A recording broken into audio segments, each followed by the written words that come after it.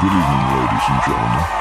Would you please give a warm welcome to the host of the Happy Hour, Chris Lane Sr.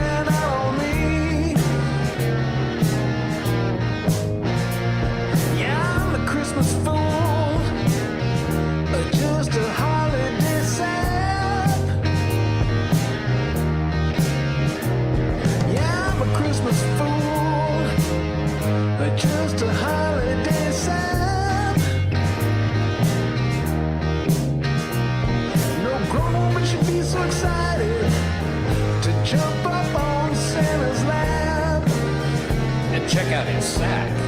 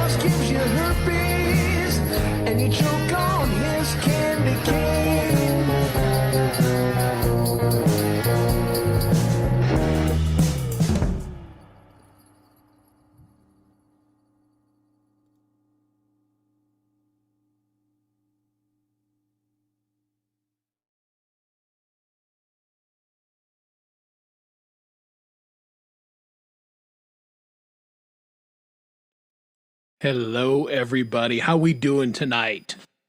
Welcome to the Christmas edition of the Happy Hours with Chris and Friends. And that was one of my friends, Dom Torregrossa, and we were doing a little Christmas blues there. I'm happy with that song. That was a fun song to do, and it hit all the important blues um, elements. Woke up in the morning, baby left me, drinking. Just it checked all the boxes, and so I was very happy with that. And it was fun to play with Dom.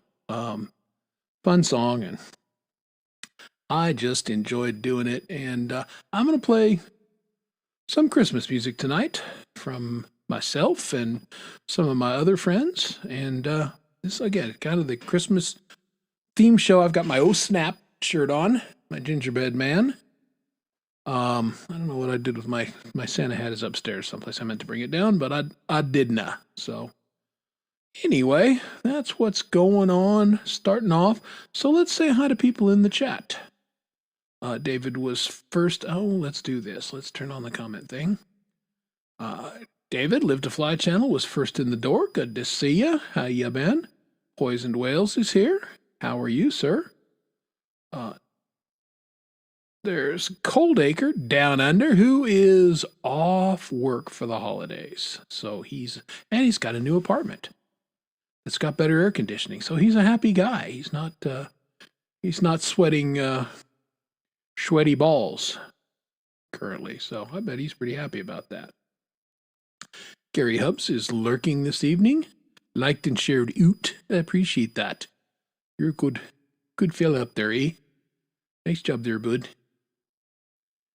Yeah, absolutely. Let's all drink to it. We're going to talk about, I hope you brought eggnog. I brought my eggnog. I'll show you my eggnog here in a minute. Jade Star is working and lurking. I appreciate working and lurking. I got you. Good call there.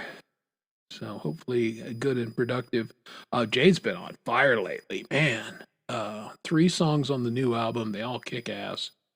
And, the new show, Unearthed, fantastic. She's just finding great artists. 2 episodes in, and it's been spectacular. And she's got great sponsorship, too, which is really nice. And who else? I know I saw some other people. Oh, there's Lizzie Armstrong. Got A to you. How are you? Good to see you down there. Yes, absolutely. Mistletoe. You and Hubs lock lips. Hey, and there's Hugh Caldwell, who I'll probably, it's not a Christmas song, but I'll probably play that. I finally got the damn video done for this song. I wrote it 2 years ago, pretty close. And then we had a little delay while Hugh was getting his hands back in shape. And then we had another delay because I couldn't get the damn video done. But we did, and we debuted it Tuesday, and people liked it, so we'll probably play that tonight. Because I do what Lori says, and she says I should play more of my own music on the show, so. And I do, by and large, I do what women tell me to do.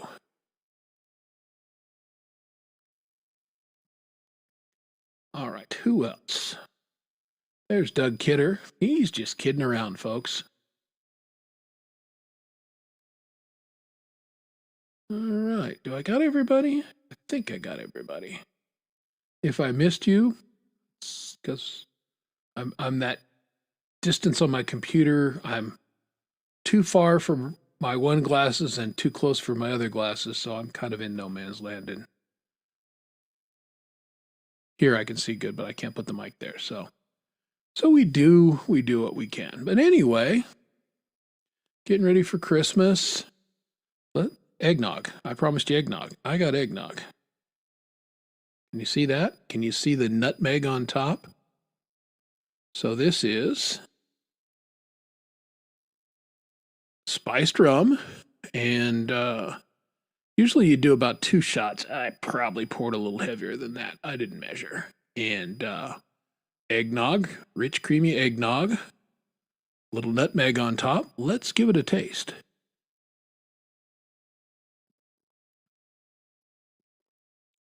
Oh, yeah. Oh, perfect amount of rum in there. Oh, yeah. Oh, that is delightful. Man, you wouldn't want to have more than one of these because you'd be shaving your tongue the next day. But this is super tasty. And now that's only if you like eggnog. I happen to really like eggnog. And the rub in there makes it that much better. Oh, yeah. Oh, that's good. Ho, ho, ho, ho, ho. Speaking of ho, ho, ho, they're changing my medication in January and getting me off the steroids, which is good. It's been a lifesaver. I'm not seeing double. It's been fantastic, but now I'm starting to suffer from some of the steroid side effects, which is weight gain, water retention, some of the other stuff. So yeah, I'll be glad to get off in January and you know fight weight in the holidays anyway. But it's made that much worse. So I will be happy to. Hopefully the new medication will work as well as the steroids have for me because I just need to make a change. And I'm a little too Santa-y right now, little too bowl full of jelly. So need to trim down after the first of the year. And there you go. I don't know where Dom is. Good. I'm glad you mentioned that. Dom Torregrossa, if you're out there, my good friend, you suck. Where the hell are you? I did send him a message this week, and I'm sure he's like all accountants, like my wife is, trying to get all the end of the year shit done. But I said, "Do you want to do something Saturday? And do you want to come on the show Thursday?" And I didn't hear back. So I don't know. He's doing something. He's probably got. I know he had a Christmas party last week, and that was one. I don't know if that was his work or his wife's work, one of them. So he may have other things, and of course the kids will have activities. So he's probably doing the Christmas stuff. Yeah, no, get a room, fellas. I don't get your cockles out of here.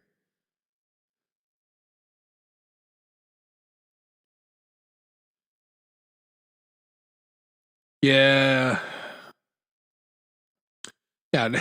AI is kind of scary because we use it to make funny cartoons and everything, but it's scarily accurate. When I had the really droopy eyelid, it was nailing it perfectly. And yeah, it's noticed that my face is a little heavier. So thanks, AI. Appreciate that. Don't slim me down or anything. Why would you do that? Like, nope, this is what this fat ass looks like. So here you go. But yeah, it's a very very common steroid side effect. And again, it's a great medication. It helps in so many ways. But no free lunch, folks. Everything has other causes other issues, other side effects. So if the face is a little tubby and I can see what I'm doing, I'll make that trade off. Oh, that's good. Yeah, yeah, but I can only have one because again, I don't want to shave my tongue tomorrow. Awfully good. Just that little bit of nutmeg. Um, Speaking of that, yeah, expect a bunch of new episodes of Cooking with Chris starting in January. I've shot the knife episode. Um, and look, you can take my advice because I know what I'm talking about. All my fingers still here, no band-aids, no cuts. But I've got to edit that, which I probably won't get to until January. But so we're gonna have a knife skills cooking with Chris, and we'll be smoking a brisket. What else? I got a list of things that I've planned, but I've done some work on the brisket episode and I've shot the knife episode, so that'll be coming to you in January. So we can do music and we can do a little cooking. So there you go.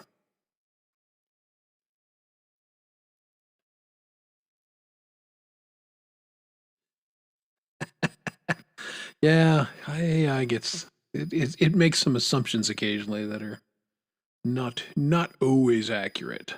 But it is fun to screw around with. 4th of July, I made a bunch of them, and I fought in the Revolutionary War. I rode across the Delaware. Um, I was Uncle Sam. It's fun for that sort of thing.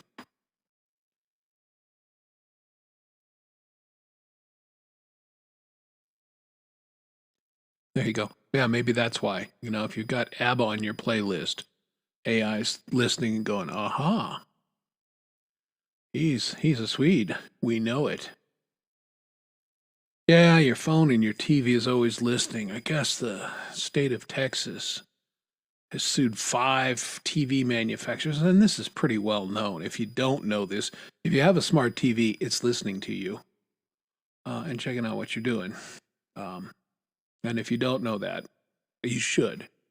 But your phone and your TV is always listening to you, and your car is too if it's new enough. So, and it's also sending information on how you drive. So, you think you got privacy, and you don't have a lot. You just don't. Yeah, that's right. Don't finish too early, which is, that can happen with younger folks and older folks too.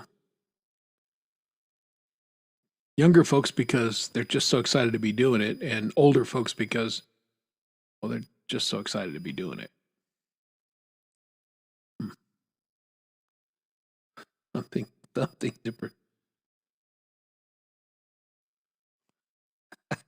There you go. Yeah. Gary's Sabbath. Gary's ABBA. Black Sabbath. Good one.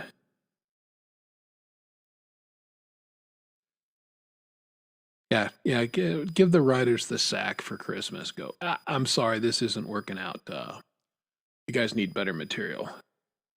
I know I need better material some days. Some days I'm quite funny, and other days not so much. And those are the days that I tend to come on shows and do comedy bits that last for almost 30 minutes. That reminiscing about that one day back in the past there, which was not funny. All right, so what's everybody up to? We're going to talk about holiday traditions. What do you guys do over the holidays? And if you're Jewish, you might have some traditions. There's some fairly set ones, and other families have things. Christmas ones. Um, there's all kinds of holidays in this season, which is why they call it the holidays, not just holiday. So, yeah, we don't have any. We have started the tradition where every other year we just bail out of town and go someplace and just spend Christmas there. And we used to, of course, my dad lives in Bozeman. And when my wife's folks were alive, they lived down in Durango, Colorado. So we would, go visit them over Christmas or Thanksgiving, when the kids were young. And we did that was kind of a tradition. And then we were here. But as, the boys were grown men, Kay and I decided a couple of years ago we'd always wanted to go to the little town of Ouray, Colorado. It's a little mining town up in the mountains. And it's a beautiful, very picturesque. It's in a box canyon. And if you guys have ever heard of the $1 Million Highway that people, fall off and die all the time in the winter, well, hell, they do it in the summer too, because this is a really tricky road. But that runs out of the end of the box canyon in Ouray up, and then you eventually go to Silverton that way. But we decided 2 years ago, well, no, I guess it was 3 now. 3, 4, time flies when you're having fun. But we decided we'd always talked about, wouldn't it be cool to spend Christmas in Ouray? So we decided to do it. We booked a VRBO through the sister-in-law in with us, and we took off. I made all the dinner reservations, and we ate at the Outlaw on Christmas night, which is where John Wayne loved the Outlaw. That was his favorite restaurant. He filmed True Grit in that area. And so he loved the Outlaw, and we went there and they had a piano player, and we sang songs with the piano player and got liquored up and had a wonderful, wonderful Christmas there. And then last year we went to Salida, Colorado, which is yeah, these towns all have hot springs, and my oldest son came into town, and so we had all the family there. We had a great time, and my son is flying in here, so I'll have both my boys for Christmas this year. But next year we're thinking strongly about going back to Uray and just seeing what happened. Okay. Ooh, you need supplies for the holidays, so yes, drive safely.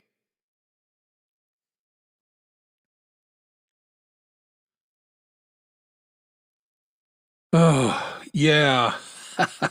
Well, and that's a good time to my wife will be off work until after New Year's starting next Tuesday, and it is a good time to just go and let the world do whatever the world's doing and just chill out. So enjoy your well-earned rest, David.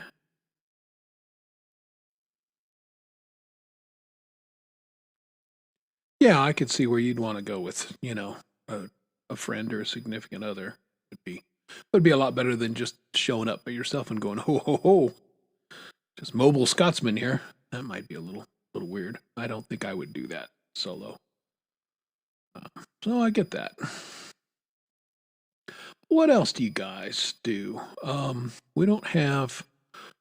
Do you guys open presents on Christmas Eve or Christmas Day?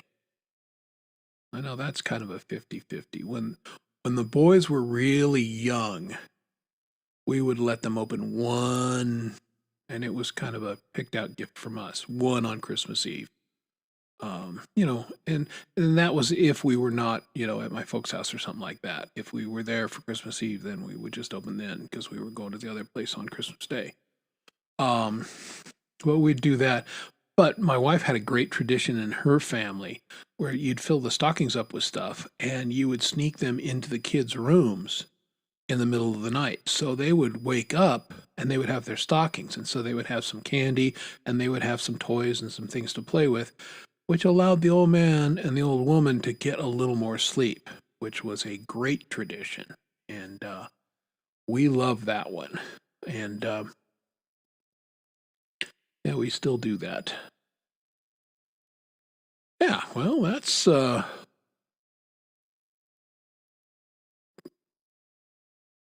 had a word and the word went off into the ether. And that'll be a I mean, it's good that you got the time off and you can do that and you're not trying to work and set up your new place, but yeah, I mentioned Coldie's got a new place, which is nice. And it's the same place, but it's a different place. I'll let you guys sort that one out.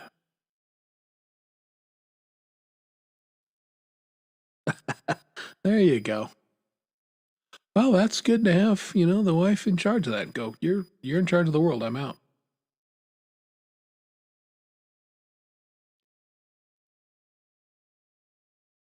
Yeah. Well, you can. I know that Gladys is going to be having a Christmas show, so you can hang out with Gladys, which is always fun. And I know that somebody will be streaming on Christmas. Um, so we can still have a little community for those of us who don't have friends or family or whatever close by. So that's can go that way.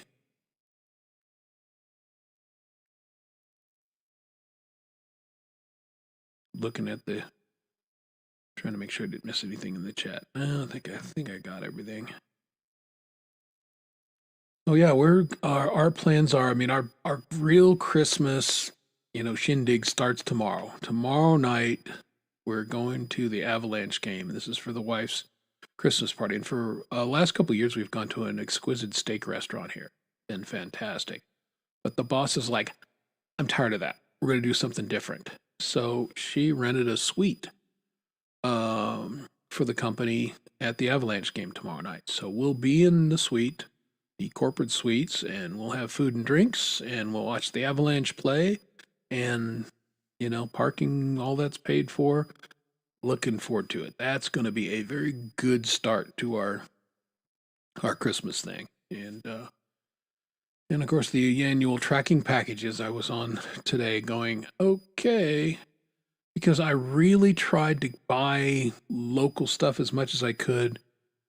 But I got to tell you, some of these local outfits are just fronts for Chinese outfits. So I'm waiting on three things coming in from China. One is in country. I will get that by Christmas. The other two, unlikely. So we'll just see how that works out. But everything else is done, and I could tell you what I got my wife and everything. But she might watch the show, and then it would ruin the surprise. So I'm not going to say nothing. But some fun stuff. We try and get each other experiences more so than, because we're both in our 60s. We don't need any more crap. The house is full of crap. We don't need more tchotchkes or whatever. So we will buy each other. She'll buy me a cooking class, or she'll send me to a whiskey tasting, or a restaurant, or so we try and do experience things. And I've got her two experiences that I think she's really going to enjoy. um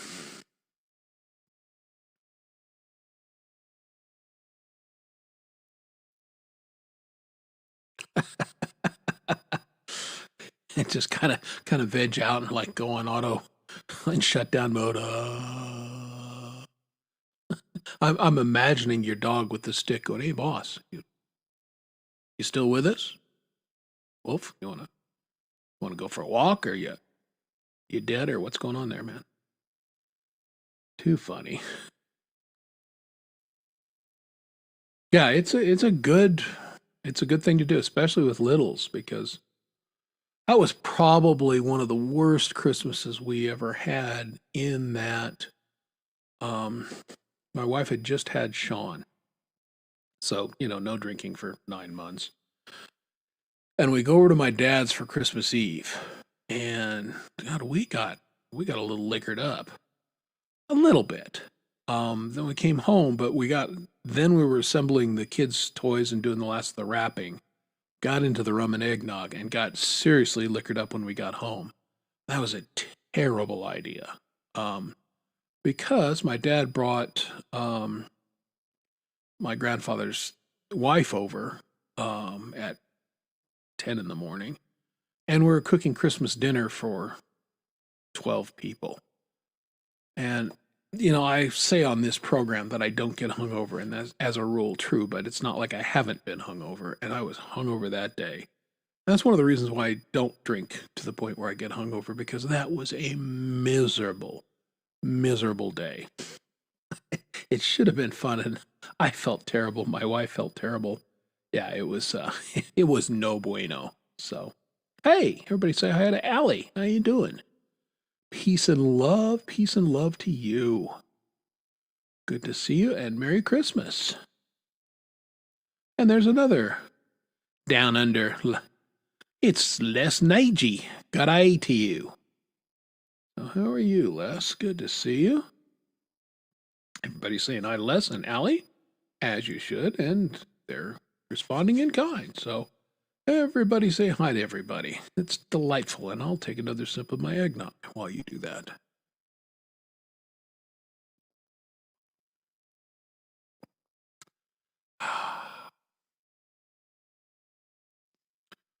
Good.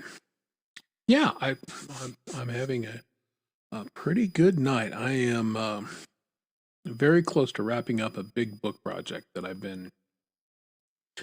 I've literally had this book project for 4 years, and unfortunately, the author passed away almost 2 years ago. So the book was in limbo for almost a year while the estate worked out what they wanted to do. So, but I'm finishing it up. The book is done. It's laid out, got a page count, all that kind of stuff. My proofreader has most of it right now, and so I will finish the year up by finishing this book, which is terrific, because I got another big book right on its heels. So, and there's Michael's songs. There you go. How you doing, Michael Song? Michael Song just put out one of his songs and had a very cool AI video. It was impressive. This AI stuff can be pretty handy, pretty useful. So I was impressed. Here's what I liked about the video is it had some consistency to it. Especially with I played with some of the early AI stuff. And, it would do something and then it was okay. And then it would really morph and it really struggled to keep the characters and keep the scenes with some kind of consistency. And that was the one thing that really I saw in Michael's video. He and Maria clearly had put a lot of effort into that continuity. So it was good. I enjoyed it. Yeah, I can only imagine how many. I mean, I know how many hours I put into, setting up to just stand and pretend to sing and then doing backgrounds and everything. So I can only imagine how many hours it took to get the AI to cooperate. Um, 'Cause sometimes it'll give you something really good, and other times it's like, what are you doing? I can't. Uh, what was it that I was asking it to do the other day?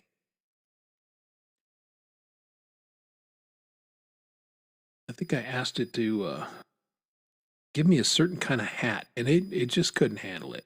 Just could not. I mean, it put the hat on the side of my face, and it was struggling. Like, it wasn't that hard. Hats usually go on heads, right? AI, you know that. You should, but anyway, it was struggling. Hey, there's Lori.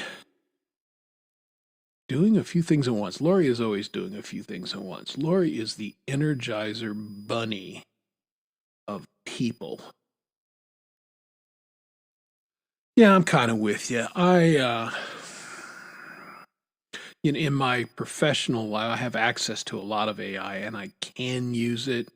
And I have used it sparingly when there was just no other way to get the piece of artwork that I had to have. But again, I find that the commercial AI with Adobe and everything it's relatively crappy, quite honestly. I just don't get very good results from it, and I think I've only published two AI pieces ever that they were the only ones that were good enough, and they were basically backgrounds. That was the only thing I found use for. So, but yeah, I mean, if you can get it to work, it's like anything else. It's a tool, and if you can get it to work and do something good for you, then why not, right? So yeah. Um,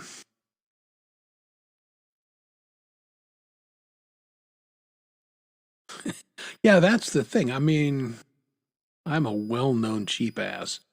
And it says, "Hey, we'll give you a couple things, but if you really want it to work, give us, $30 a month." It's like, yeah, how about no kiss my ass? That's a pig in a poke. I don't know that I can get what I need, and I'm not going to take a flyer for $30 a month. Sorry, not going to happen. So yeah, suck it, AI.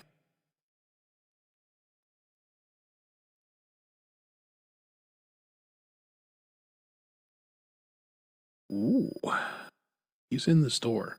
I props to you, Gary, in that I often, when the music shows are on and I'm shopping, the people at Walmart or wherever I'm shopping at, they get what I'm listening to because screw them. They need to be exposed to this community. So good for you for having the show on. Appreciate it very much.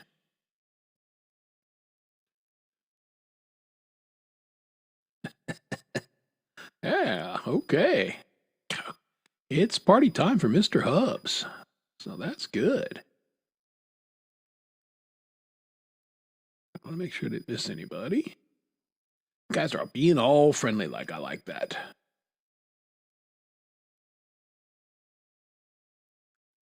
Yeah, when AI takes over, yeah. Uh, I'm, yeah, I'm probably toast, but that's good. Yeah, I've not done the Nightbot thing on here. Probably won't. That involves some effort, and I prefer to effort in other areas. I prefer to do the Chris bot and be in the chat that way. So, if you exclamation mark type me a question or something, Chris bot will answer it, and it will be the right answer.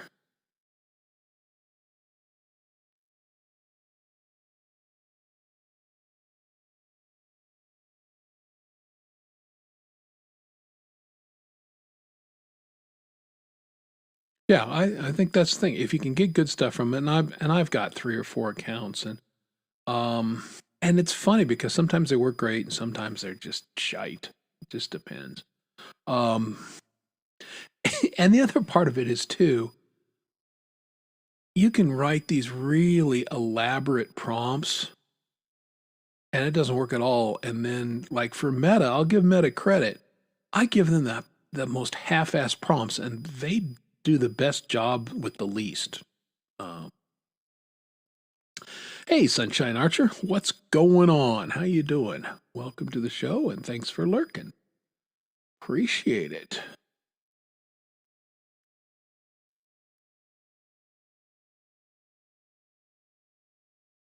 Yeah, Coldie's on the wagon while he was doing the whole move thing, but I suspect that will change at some point. Maybe as soon as this weekend. Now that he's off work and his I think the majority of his stuff is in the new place.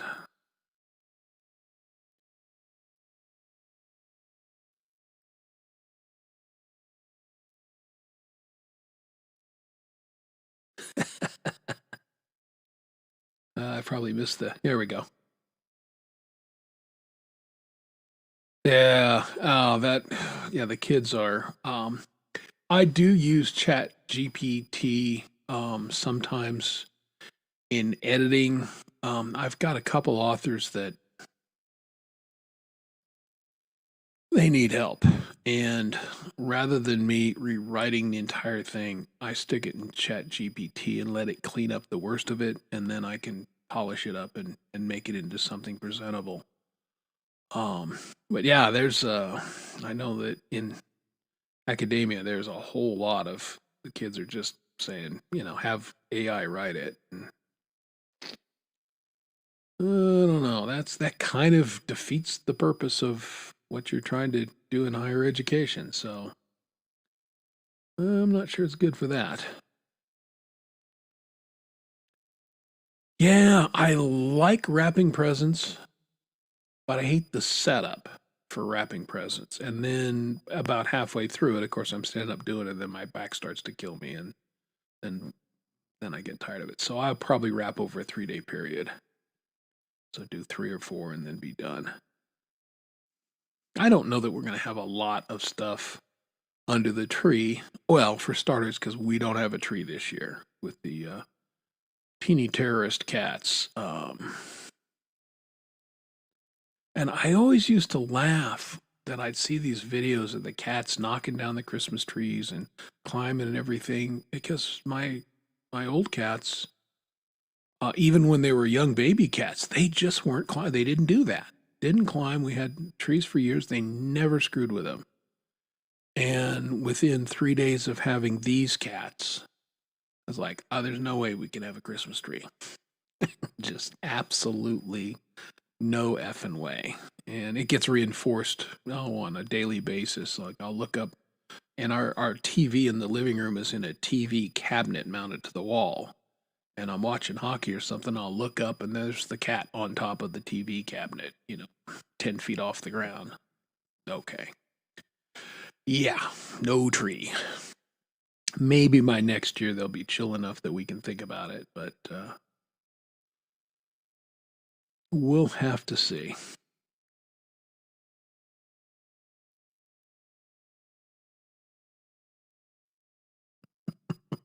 Oh, that's good. Yeah, and then the ironing board will be wrapped upside of your head, brother.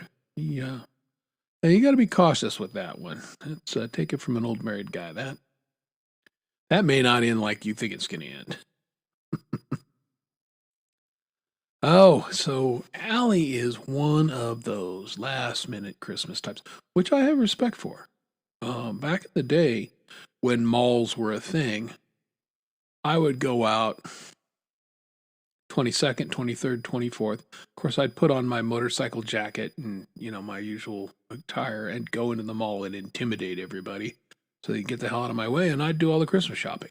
And I'd do it in 4 hours, 5 hours, and I was done. But those days are long gone. I actually have to be thoughtful and order, and I still didn't get the Chinese crap ordered in time.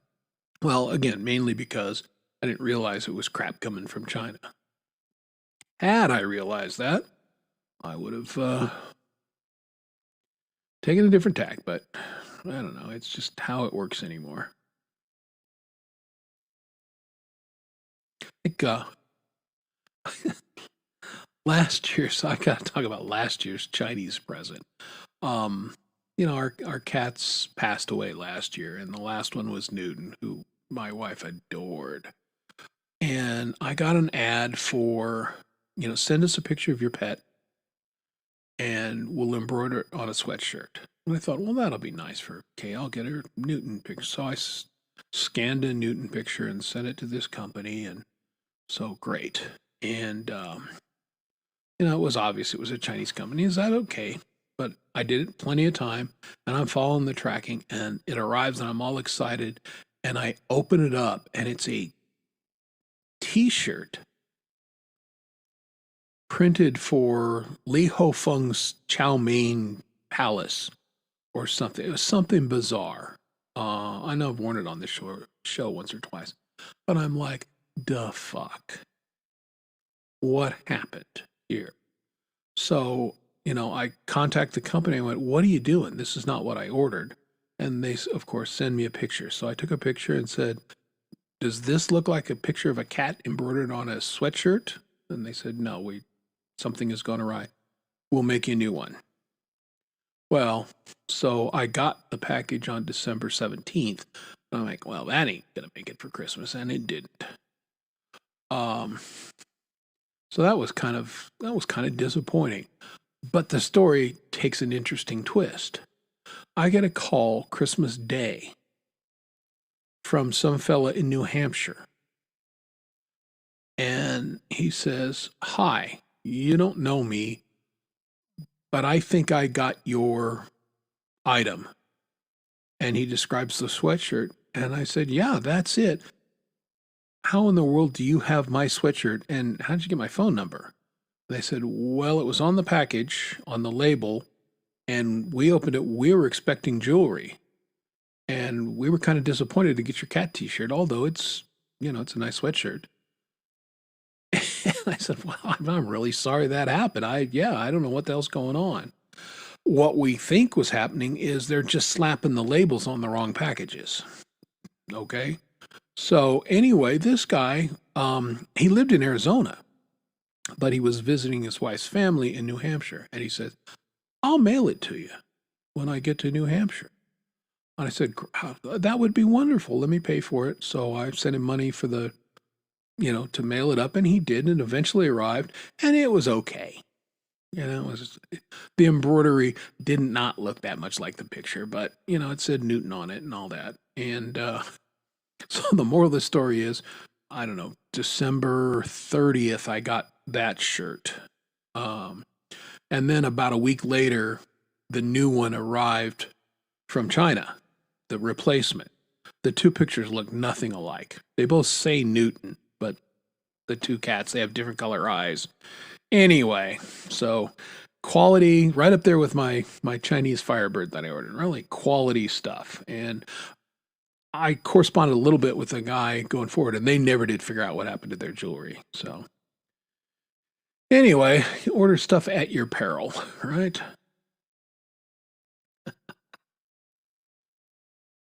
All right, now I probably missed in that long-winded story. I probably missed a bunch of good chat.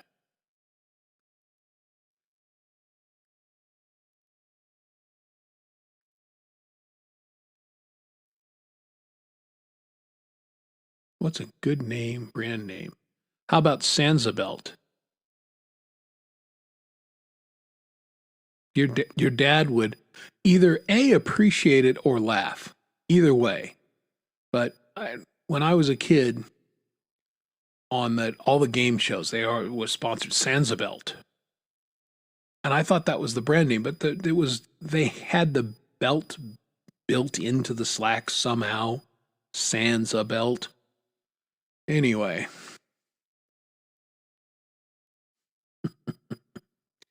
get some khakis, huh? I don't know. What's a good brand? I mean, I own a pair of khakis somewhere. I don't know what's a good brand. I mean, probably, any of the big Lee Wrangler. Those, I mean, they make slacks that are nice. So there you go. There's my semi-useless suggestions. I'm not you'd be shocked to learn I'm not a real slacks guy. I own several pair, but I don't wear them that often.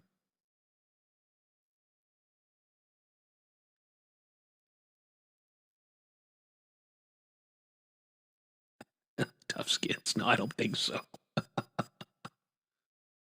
No, I mean this was the thing. They looked like normal slacks. The belt was built in somehow.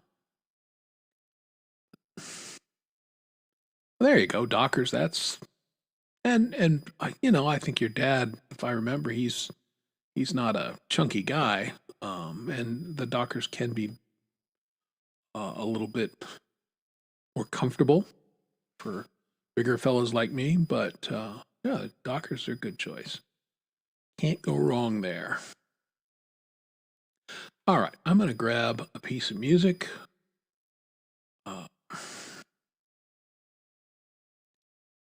So, I got to find it.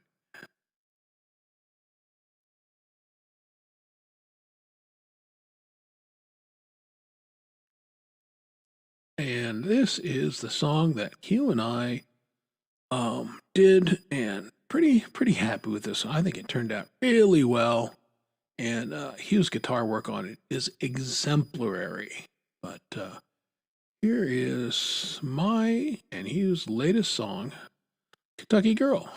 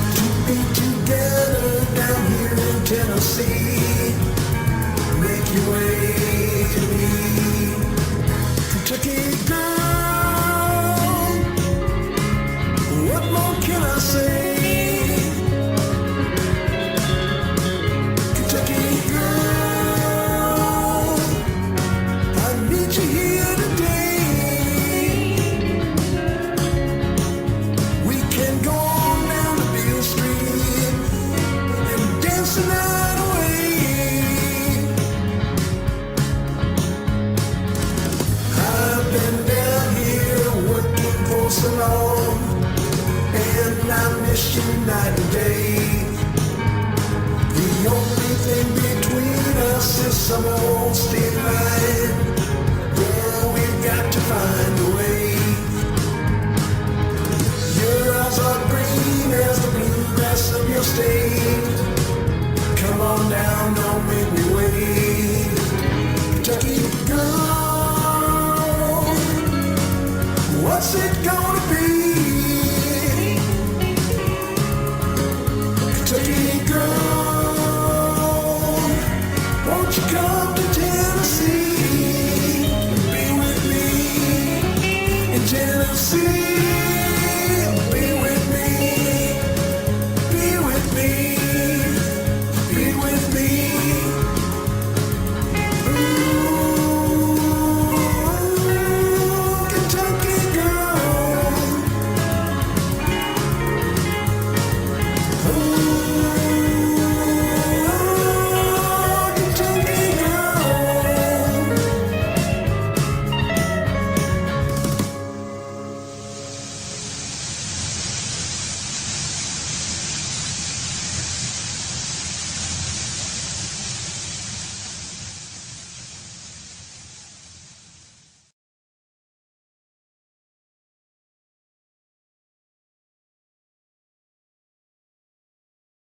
There we go. Kentucky Girl, myself, and Hugh Caldwell.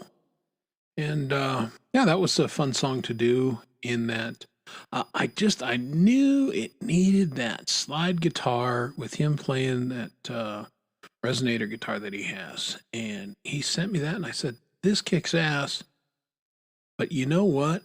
It needs some country telly licks too. Can you do that? And he said, can do. And can did. And so that's the song. And remember when I played it first for the folks in Songwriters Anonymous, they said, well, that was good. And I said, well, you know, Hugh Caldwell's going to give me a little guitar on it too. And when he did, then I resubmitted it and I said, okay, here's what it sounds like with Hugh on it. And everybody's like, whoa, holy shit, yeah. So fun to do. Love working with Hugh. He has put some great guitar on several of my songs, and I am greatly appreciated. Yeah, of all of that. So there you go. And then we'll play some Christmas stuff later too.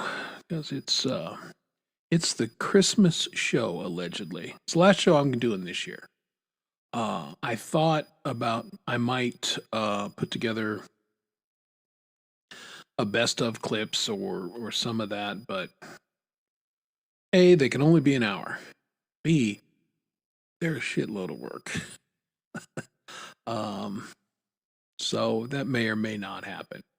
You know, if you're subscribers, you'll get notice and you can act accordingly. But yeah, I don't think there'll be any more shows this year. And again, for Dom and I doing a live thing tomorrow, that's pretty much up in the air. Or excuse me, Saturday, kind of up in the air. But yeah, the usual. I think Friday stuff is going on tomorrow. I know Lori's got her show, and you know, and I'll be at the Avs game. But I think the usual cast of characters will be there. Sunshine and Pole Vault are going per normal. Mr. Smith is going per normal. Jade's got her 2 shows tomorrow, including the. I saw a note that she was Unearthed is rendering, so you know that show could take 3 hours to render for the hour show.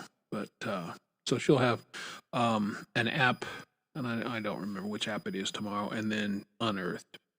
So that will be cool, and so that'll be the usual Friday, and then we'll get to Gary, the parking lot, and I don't know if Gary is going to be playing live this week, or if he's going to have guests, which he occasionally does. So a little unclear on that. And then later the show will top it off with the chill, midnight chill at the end of that Friday train. So that's what's going on tomorrow. And yeah, I feel bad for. Hey Costa, what's going on? How are you? Good to see you. Thanks for joining us, and good night to you. Yeah, warm down that side of the world, isn't it? I guess that would be, I would have a hard time wrapping my mind around the Christmas, in the middle of the summer, which is what, people in that part of the world in Australia and such deal with. But just, I guess that's their normal. So, um,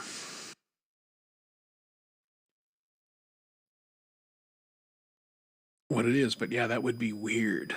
It would be weird to be sticky in on Christmas.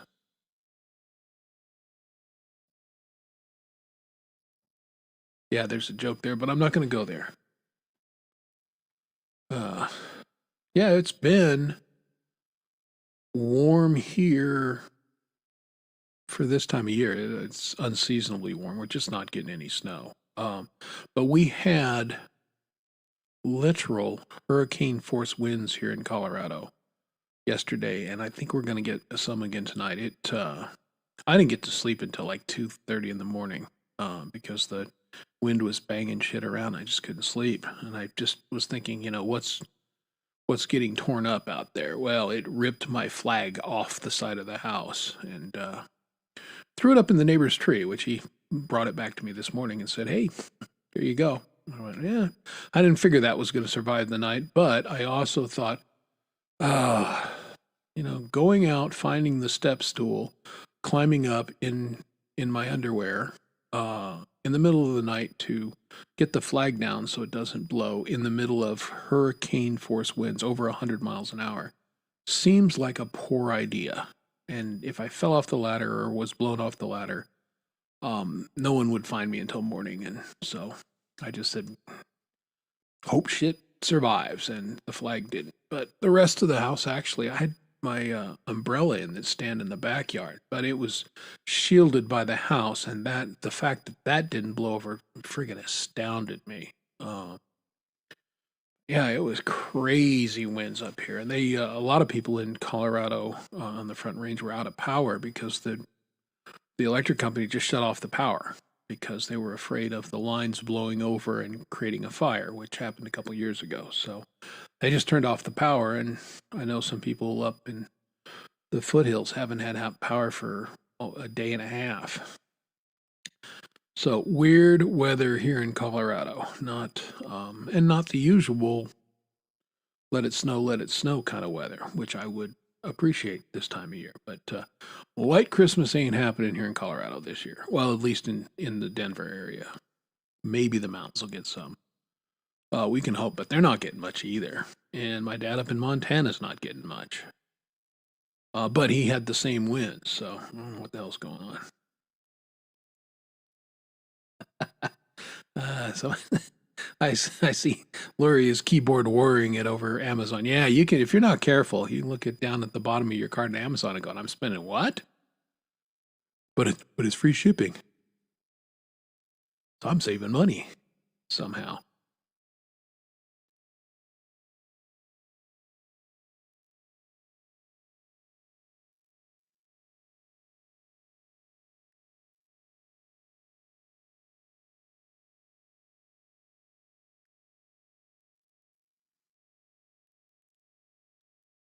Yeah, I think I'm behind in the conversation on something. So, yes, don't fall off ladders. You're exactly right. And, who knows, had I fallen off, what I would land on. I mean, there could be a light bulb or a banana or you just never know what's on the ground when you fall off a ladder.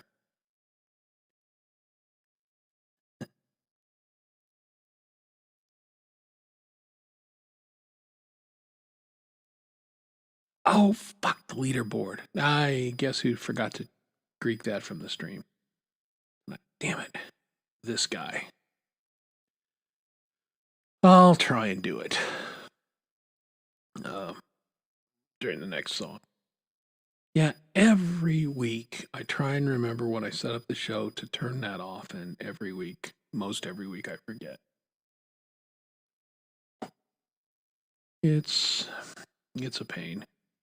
It's one of those things that I'm all about. I get why YouTube wants to have engagement, uh, and that's cool. But that's just, it's just not the best way to do it. The best way to have engagement is, have some topics to talk about and let the chat, do what you guys do. I mean, this chat is as active as any chat around, and we're not artificially pumping it up to, see who can,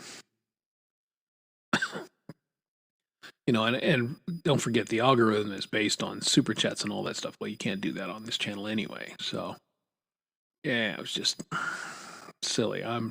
They need to come up with something better. I don't think the leaderboard is it.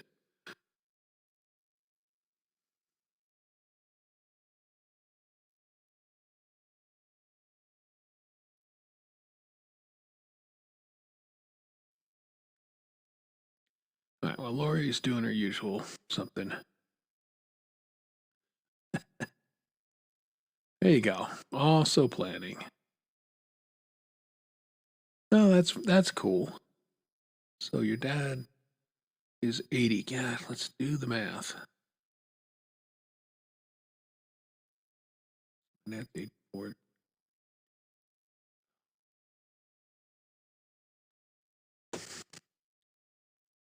I can't figure it out. 80 years ago would have been.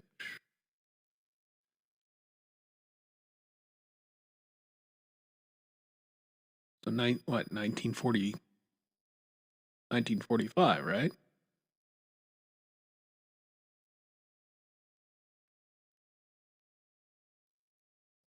I'm going to go with 1945. So he's a literal war baby.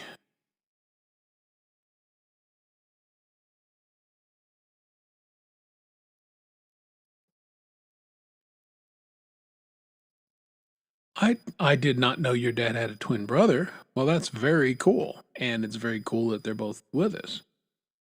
That's super cool. Yeah, would you do that? I think that's a great idea, Les. Let's get Laura to do a PowerPoint. Maybe she'll come on later and do a PowerPoint in 46. Okay. New Year's Day. No kidding. Well, look at that. That's pretty cool, actually.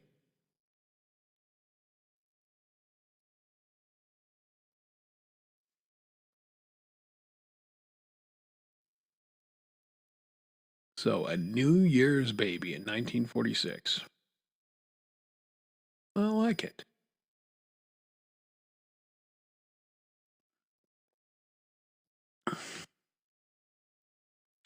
Yeah, my father was born in 42 or 39. My dad's 86, so.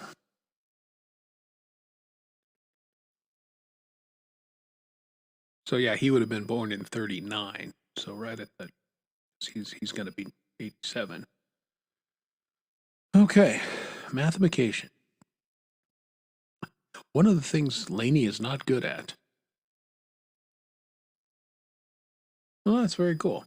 I bet with your wild ass crazy family, that's going to be a real party. And I don't know if you guys have seen. Laura's dad has been on her show a couple of times, and he's a super cool guy. He just and I tell you this, his hearing is a hell of a lot better at 80 than mine's going to be at 80. His hearing's probably better than mine will be next year. So, but he was got all the jokes and he was in on it. He was a great sport. So it was fun to be. I just watched the one show that he was on here recently. I wasn't on that one, but that was fun. All right. Well, let's talk about the important topic of the day, Christmas dinner. As you know, food is a big damn deal on this show. I think it's a big deal for all of us. Food is fun. Although, like we talked about in the chat, I think it was last week, Hubs mentioned that he was getting a sandwich or something. And, there are some people that live to eat, and I'm in that group because I enjoy the preparation. I enjoy everything about it. And there are people that just eat to live. And Hubs may be in that group.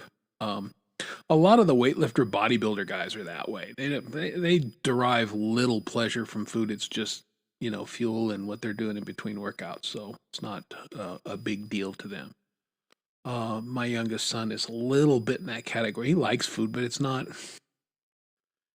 a big deal to him. Whereas I just enjoy the process of it. So anyway, everybody start putting in the chat what you guys do for Christmas dinner. Do you have traditions? And I'll walk you through what I'm going to do. For years, we had turkey on Thanksgiving, very traditional, and we had prime rib on Christmas. And prime rib is good. I mean, it's a very nice cut of beef, but it's quite fatty, and that's where a lot of the flavor comes from. And my wife and I both got to the point where we just didn't, it was just too fatty, too rich. We just didn't enjoy it. So we started looking for other alternatives. And I don't know, about 5-7 years ago, something like that, maybe longer, maybe it was 10 years ago, I hit upon, I'm going to do Cornish game hens. And for those of you who don't know, they're a very small bird. They're a little game hen, so they're like a miniature chicken. Very, very similar muscle structure and everything, but a little more flavorful than chicken. And I smoke them on my smoker, and then I make an apricot glaze sauce with port wine, and that's what we have for Christmas dinner. Now, my oldest is coming, and when he got involved with his significant other, he went more of the vegetarian route, although he does eat fish. So I'm making him my smoked honey glazed salmon. So that's what we'll be having for dinner. We'll have our broccoli casserole that we make. And I'm hoping to convince the wife to make more pumpkin pie because she makes beautiful pumpkin pie. And yeah, I mean, Lori, that's right. Lori smokes chicken too, just very slowly, one cigarette at a time. But, they're menthol flavored chickens. All right. Let's see. Yeah, I can totally appreciate that. Now, I worked at restaurants too, but I was always a front of the house guy. So I waited tables and did some bartending and everything. So, but to your point, yeah, if you work in the kitchen, you got a different view of food. You just do. And so I totally get where Gary's coming from on that. All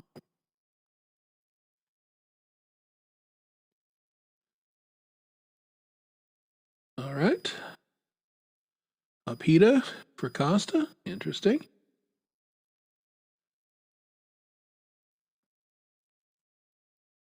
What else do you folks? I mean, a lot of people have Christmas ham, and we the family has some dietary things. My youngest son, I don't know, decided a couple years ago, because pigs are highly intelligent, he's not eating pigs anymore. He's got no problem eating cows and seafood, but he's like, for him, octopus, calamari, and pork came off the menu. So that's fine. And he was my ham guy. He loved ham. We would always make a ham for both Thanksgiving and for Christmas for him. But he, a couple years ago said, yeah, I'm not eating that anymore. I'm like, all right. That's fine. So ham can be. My wife had a great preparation for ham, and she would score it, and she would put cloves in it and made a glaze, and my wife's ham was really, really good. I enjoyed it a lot, but it was a hell of a lot of work, and, she would eat some of it, and I can't eat a whole ham by myself, so there you go. Well, hey, we have a guest. Let's see who it is. Do we have some guesses in the chat? Yeah, screw that. Let's just bring him on. Hi, Doug. Hey, Chris, how's it going? What's going on, brother man? Not a whole lot. If you lose me, my USB's giving me hell right now, and I don't know if you Okay. can tell my voice is really hoarse right now too. Yeah, it is. Stop. Yeah. Stop drinking horses. What's going on? How are you? Oh, I'm good. It's Dylan. I heard you talking about wind. It's been windy as hell up here too, and Yeah, I know you guys are getting it too. it's been It's terrible all over the West. Yeah, and so yeah, I'm kind of. If I lose my voice, I might just like leave on it. So it's kind of coming and going. Yeah, you sound okay right now. But yeah, I could look like you kind of could use. You were looking lonely up here. I was getting a little lonely, like you Yeah. know. And Christmas is better spent, chatting with people. So there you There go. you go.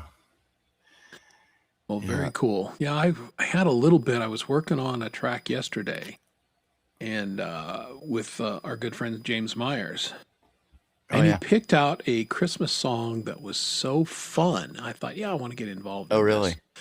And then, but I didn't check the key, and so I started working on it. Started singing. And I went, how fucking high is this song? And the answer was high. It on the chorus part, I had to sing D sharp 5. Yeah. So I was a little, my voice was a little tired yesterday, but actually feels pretty good today.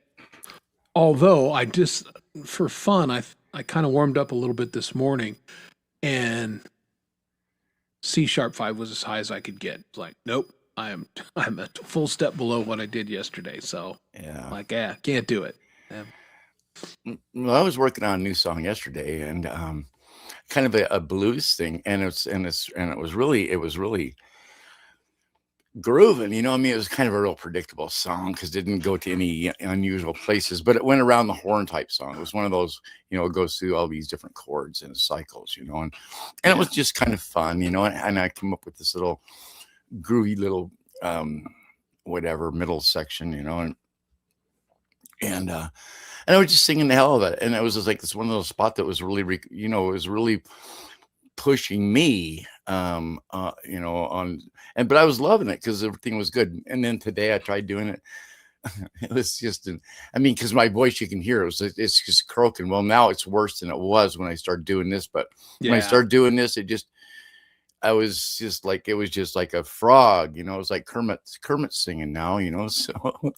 Yeah, well, we have the advantage of like, I don't have it today. I'll try to get tomorrow or next week or whatever. Yeah.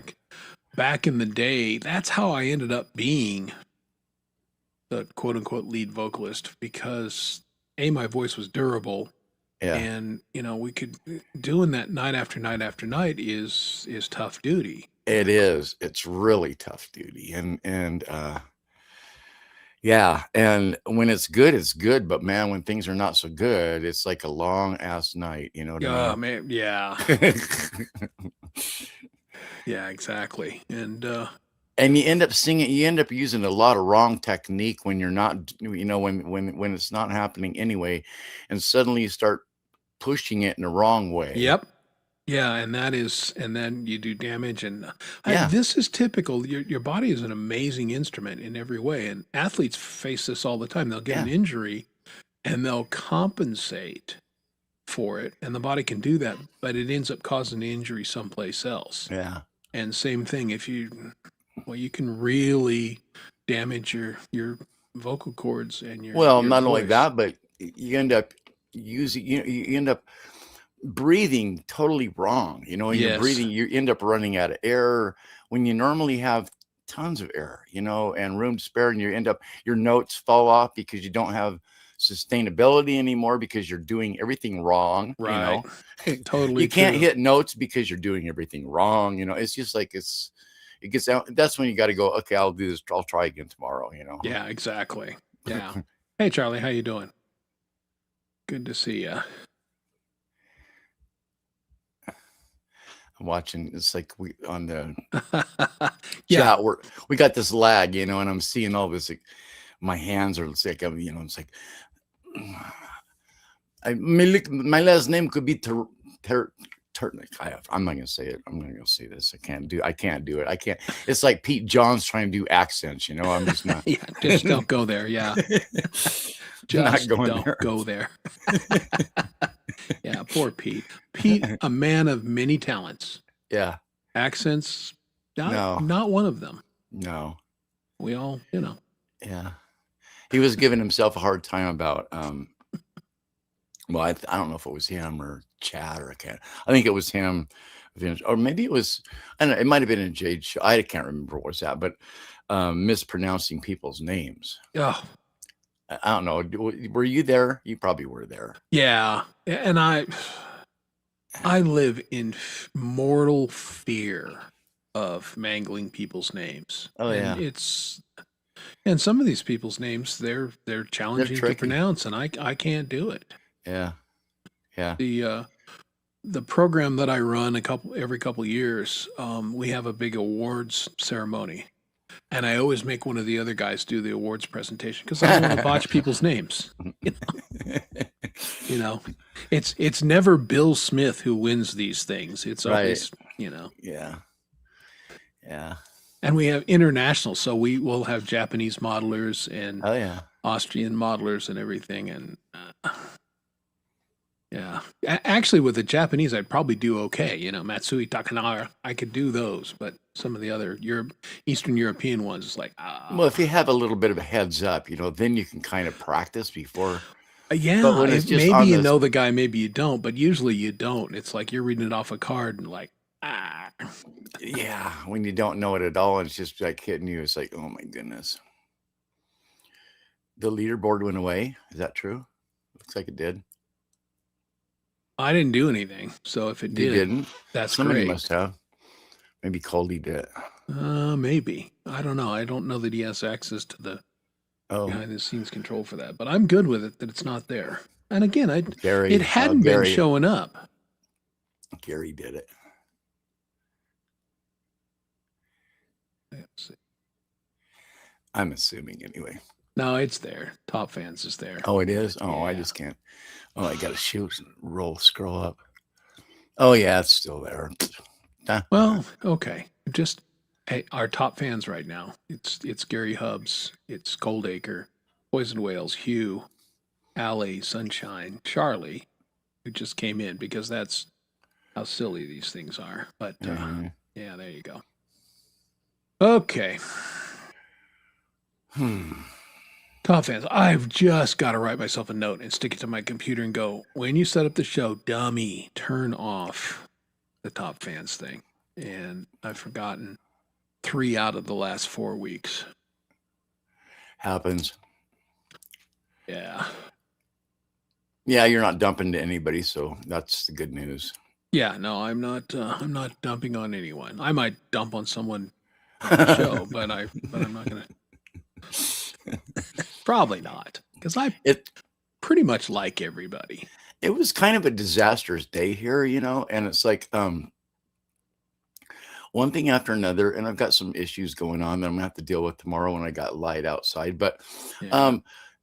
I was in kind of just getting away from the crap for a little bit and kind of sitting down and watching TV, and I just started watching, and all of a sudden I heard this bang, and I was like, "What the hell was that?"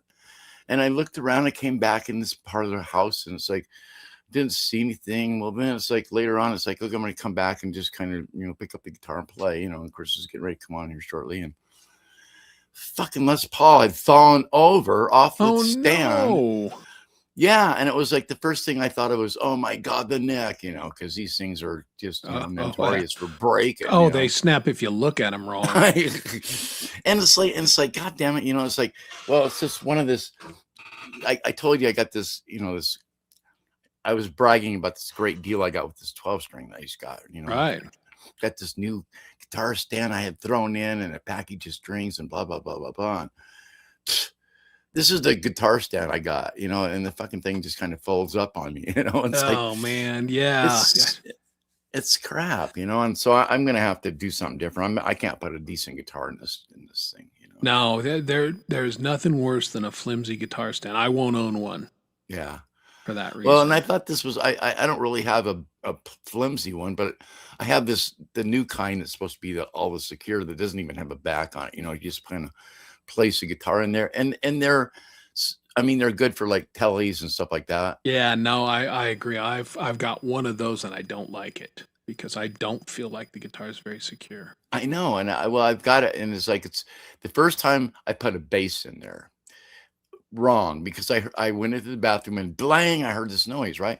I come in here and the bass fell out off of it, and so Okay, well that's 0 for 2. It needs to go in the trash, man. well, it's so top heavy though. That's the bass, and it's a jazz bass too. So I mean, Yeah. so it's like, okay, well, it's got to be for short guitars, and plus I had never really used one of these things. Well, there's a certain way you got to put the guitar in the things. And once you get it in there, I've never had a problem with the things since, but I won't put a bass on it. I won't put a big guitar. Now, this other thing that he's got for this, I thought it was getting a really good deal, with this, got a freebie guitar stand. Well, it's fuck, excuse me. This is probably a family show, but. Oh, fuck yeah. Man, some family.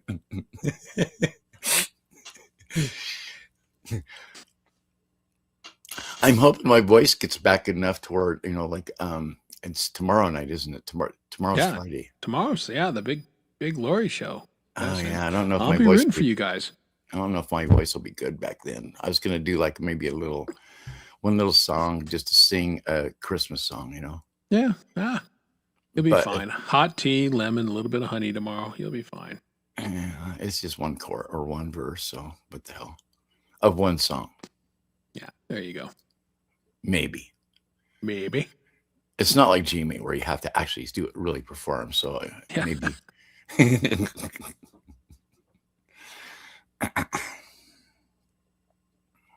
Yeah, I gotcha. So, yeah, there's nothing. I know I've told this story on the show before, but it's been a while. Guitar stands. It's a multi-part process. You got to have a good guitar stand, and you Mhm. got to make sure you don't leave the guitar plugged in because inevitably you get your foot caught on the damn cable. And it's got to be in a place where, and I was roadieing for or stage managing for Bonnie Raitt, and this was 1980, I want to say 82. I love Bonnie. Oh, I love Oh, Bonnie. she's great. And one of her guitar players had a like 60s Firebird. Oh, this thing was, tobacco burst, gorgeous. And it was on a stand, but it was not in a good place. It was really where the roadies were going in and out, the band was going in, and I'm like, A lot of traffic. oh, a lot of traffic. And I'm like, that's a terrible place. So I moved it. I'm stage manager. And their road manager was a little upset with me. He goes, that's where it needs to be. And I said, man, it's in a bad place. And he goes, well, but he put it back where it was. He's the road manager. Okay. Sure as shit. Not 10 minutes later, somebody kicked it over Oh man. and snapped the neck right the fuck off. Yeah. And I mean, I was mad because yeah. it was it's not my guitar or anything, but it was preventable. Right. And yeah, that road manager was hiding the rest of the night. I will say this, to the guitar player's credit, I would have fired the motherfucker on the spot. I would have been angry. He was chill about it. They found a rose and they held a service for it in the guitar case, and he was like, man. Really? he was like really very cool about it. I Yeah, would no. not have been that cool. No, I would have been cool at all. I would have. No, I would not have been. But yeah, I mean, I was heartbroken, and any guitar can be repaired, but it snapped right at the joint, at Yeah, the right body where they yeah. do. Yeah. And with that, the way, if you guys don't know, Firebirds are a through the body neck. So Yeah. where it snapped, that's a very difficult repair. Yeah. It can be done, but yeah. Yeah. Bonnie, Bonnie Raitt has probably my favorite Strat on the planet. That walnut Strat that she plays is maybe the most beautiful Strat that I've ever seen. And it's like, and I had a chance to get one of those back in the early 80s. And it was just like what she's got. But I thought, and I kick myself for not picking that thing up, but Yeah, the old coulda, shoulda, woulda. yeah. But no, I love Bonnie Raitt. I love her singing. I love her playing. Oh, songwriter, all of it. Everything. She's Yeah. great, and she's a delightful, and I can say because I've met her in person, she's a Yeah. delightful human being. And she does one of my all-time favorite songs too. That just is just a heartbreaking song. So it can just make me tear up. Just Oh, she's got a couple of. Well, the one she won the Grammy for last year. I mean, a new song, and I mean, it was a tearjerker, but it was gorgeous. Yeah, and this was the old one that what is it? You don't or what is it about? I can't. My mind is just blank suddenly. Yeah, it's great getting old. Yeah, Remember that thing with the guy? Do like you do.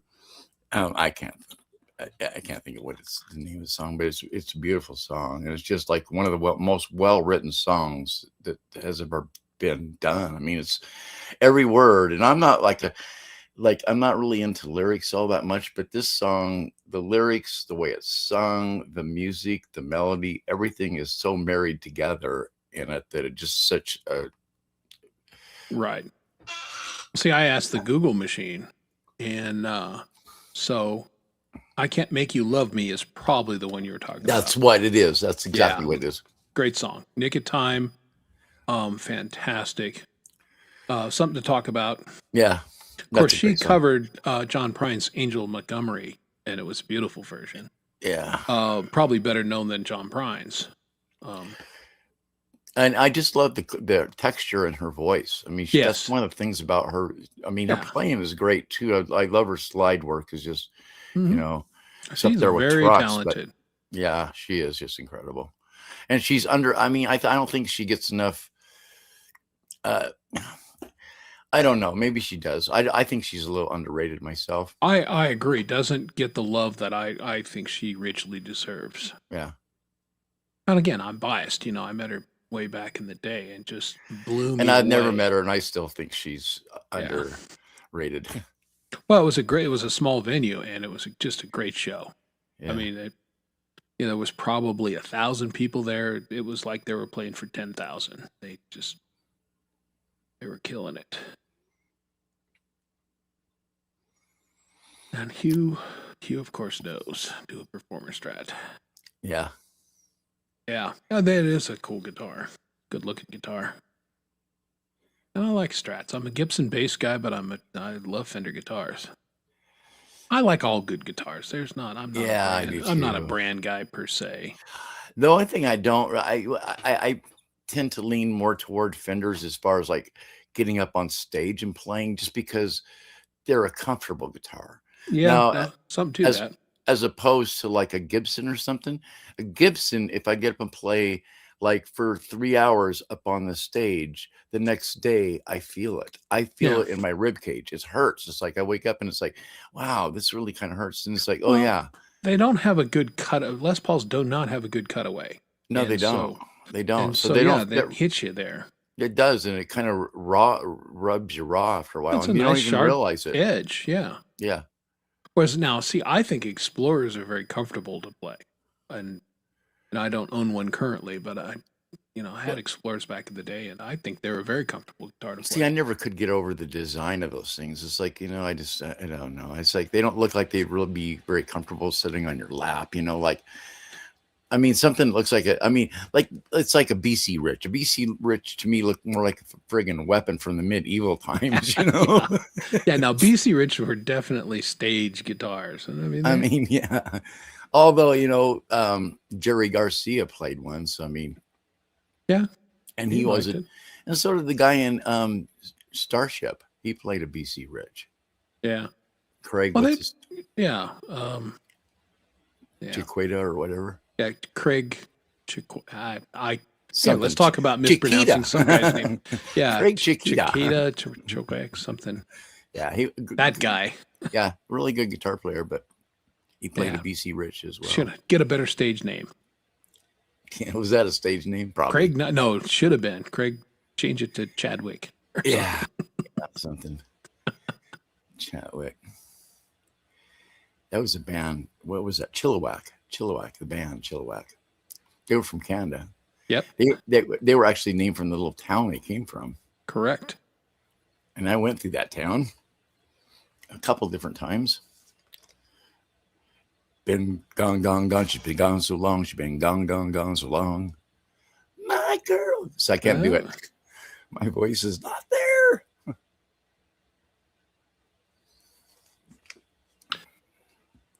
Oh, 6 pound telly. Yeah, that's a lightweight. I've got a Franken telly with the thick body, and it's heavier. It's not ridiculous. It's not like my Gibson bass, but it's Sounds like a thin line if it's chambered. yeah.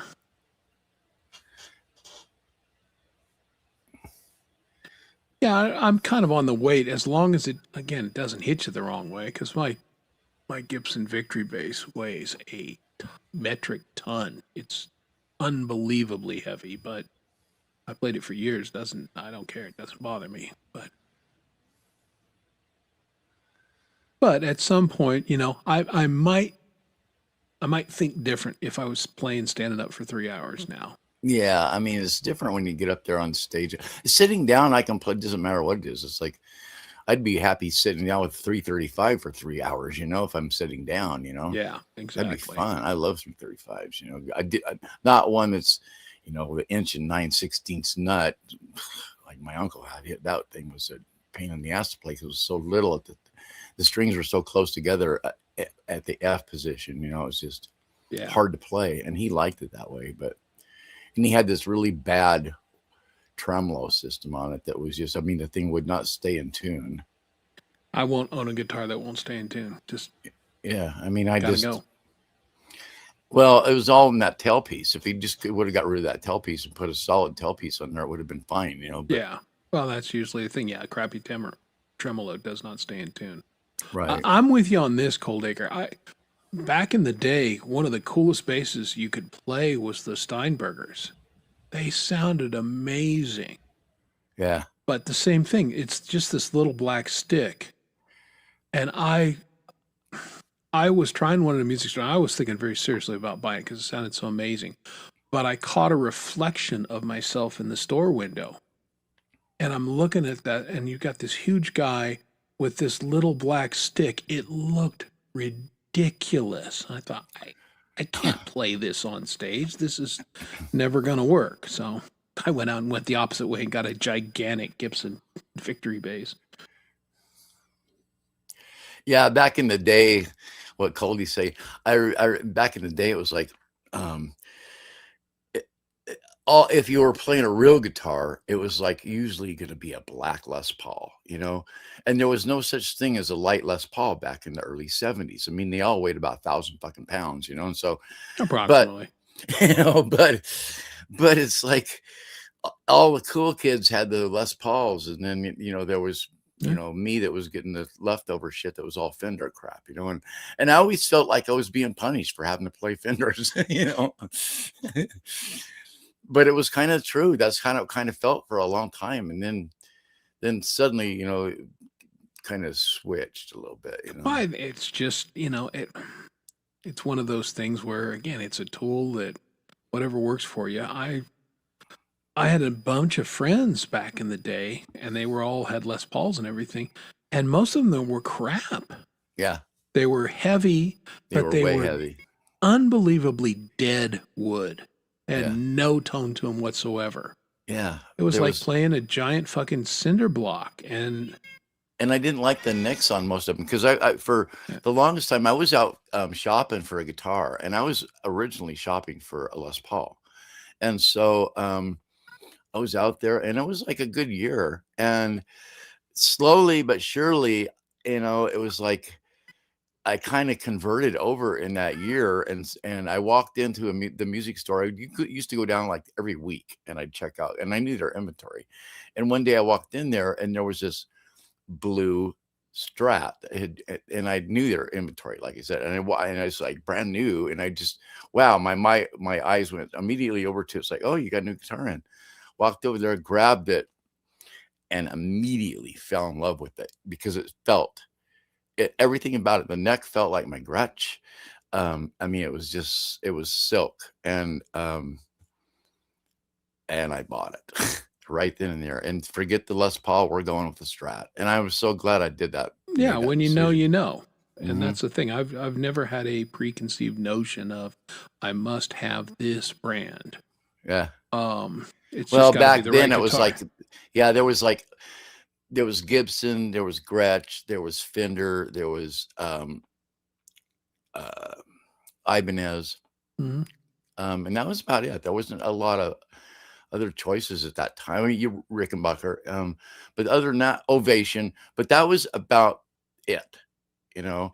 And so you didn't have all these side brands, these boutique guitars, and all this other Yeah, stuff, no, you know.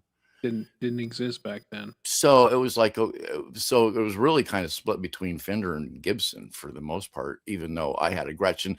And that was kind of the embarrassing part because that was the uncool guitar. So, Well, man, now how things have changed, right? Because now, like Gretches are people figured out that they're some of the coolest guitars on the planet. yeah. And now I have two. Oh, they're cool. I've had four in total, but and one is just recent, the 12 Yeah. string. That's a Gretsch. So, Well, the guitars you got rid of, why'd you get rid of them? oh, it's one of them. The first one was my original Gretsch, and that was my first electric guitar. Which model And was it?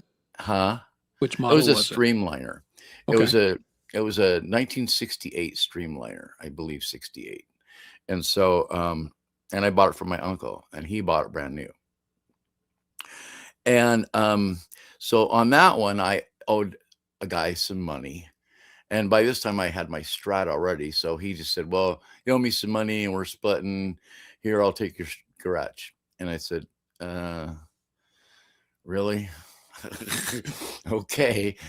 And I had planned on hooking back up with him and buying it back from him, right? And that would have happened, you know, but it didn't. So, um, because I know who he is. I mean, I know where he lives. I've been to his house and stuff since. I mean, He just knows where you live. yeah, he knows where I live too. He's been to my house. I've been to his, and blah blah blah. But we lost contact for a little while, and and he got rid of that Gretsch and Bloom. That was it. The other one. Then the other one was a.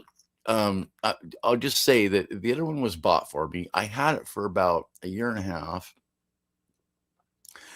My uncle who bought it for me, um, before he died, he wanted it back just to play it, you know, and then he died, and I never saw it again, and so that's the end of that one. So even though he bought it for me, it's kind of, you know, there was no legal papers that said it was mine, so Yeah. it ended up in a real disastrous thing, and a lot of things went sideways, but it's how shit goes. So that was the second one, and then the third one I bought at a replacement for the one that was bought for me that was taken from me. So I bought that one, and which was essentially they didn't even have the model anymore that of the one that the mess one. That's why I call it the family mess. Huh? And so I bought this one was pretty comparable to it, and I'm really happy with it. You know, I mean, um, they all came with Bixby's. And so I was kind of like, I want a Bixby. And I'm kind of glad I got a Bixby. And it's not bad if I keep it here. Yeah. If I take that Gretsch out of this studio, out into the real world to play with my friends, forget it. The guitar will not stay in tune. And it's just that Bixby on there becomes my mortal enemy before it's all said and done, you know. And it's like, and Gretsch has a really bad way with their strap lock things. It's all reverse. So it's just the most funkiest shit that they've ever come up with. And it's not, it's Hmm. like you're tightening it, but you're unloosening the screw that it goes into at the same time. So Yeah, that's it's weird. just it's backwards bullshit technology, and Gretsch is the only company I've ever seen do this. It's just like, what the hell are they thinking? I mean, they obviously weren't or something. I don't know. I don't get it, but you almost have to take it to a luthier to get it fixed. Yeah, right. sometimes the design engineers out clever themselves. They're like, "Oh, we're going to be so smart and innovative," and if they step back and went, "Oh no, wait a minute, that's actually really dumb." Yeah. Well, the Gretsch that I end up, the family mess Gretsch, that thing, the jack fell inside the body on that. And it was just, it was a semi-hollow body. And that was and I didn't take it to anybody. I ended up fixing that myself, but that was not an easy fix. I end up with a coat hanger inside, going down inside the, and it was just ridiculous. That was back in the days when my eyes worked. Now, if that happened now, I can barely change strings on my guitars now because my eyes are so bad, so. Yeah. Yeah, can be hard. Well, I've only moved on from guitars when they just weren't working for me for whatever reason. My first bass was a Fender Precision knockoff, and I don't know who made it. And, and it was an entirely adequate instrument. Played okay, and I had it for a while. And well, anyway, less guitar talk. Let's talk to Lori for a minute. Hi, Lori. Oh, Lori. Hello, Merry Christmas. Merry Christmas. Reindeers. How are you? Yeah, you What's were losing going me on on? the fucking talk about the guitars. Yeah. Well, again, you get when we don't have beauty here, we talk about That's these right. things It's like like- guitars. Oh, stop. I don't know if that's flattering or not. Hi, everybody. Yes, it Hi, is. Lilies. Yeah, I wanted to come on and say hi because I know I'm not going to see you tomorrow. And, That's and right. I'm not going to see you next week. I Oh, just really? got rid of my Amazon haul. So I felt good. I have to do something every night, right? Because there's just not enough hours. So I rapped a little tonight. Not, Oh, I was just Wrap I was waiting for the new Beatbox. Christmas Beatbox rap. rap. beatboxed a little bit. I get so much spare time in the day. I'm just like rapping downstairs. But I had to order my dad's stuff. So I'm not seeing my family on Christmas weekend Yeah.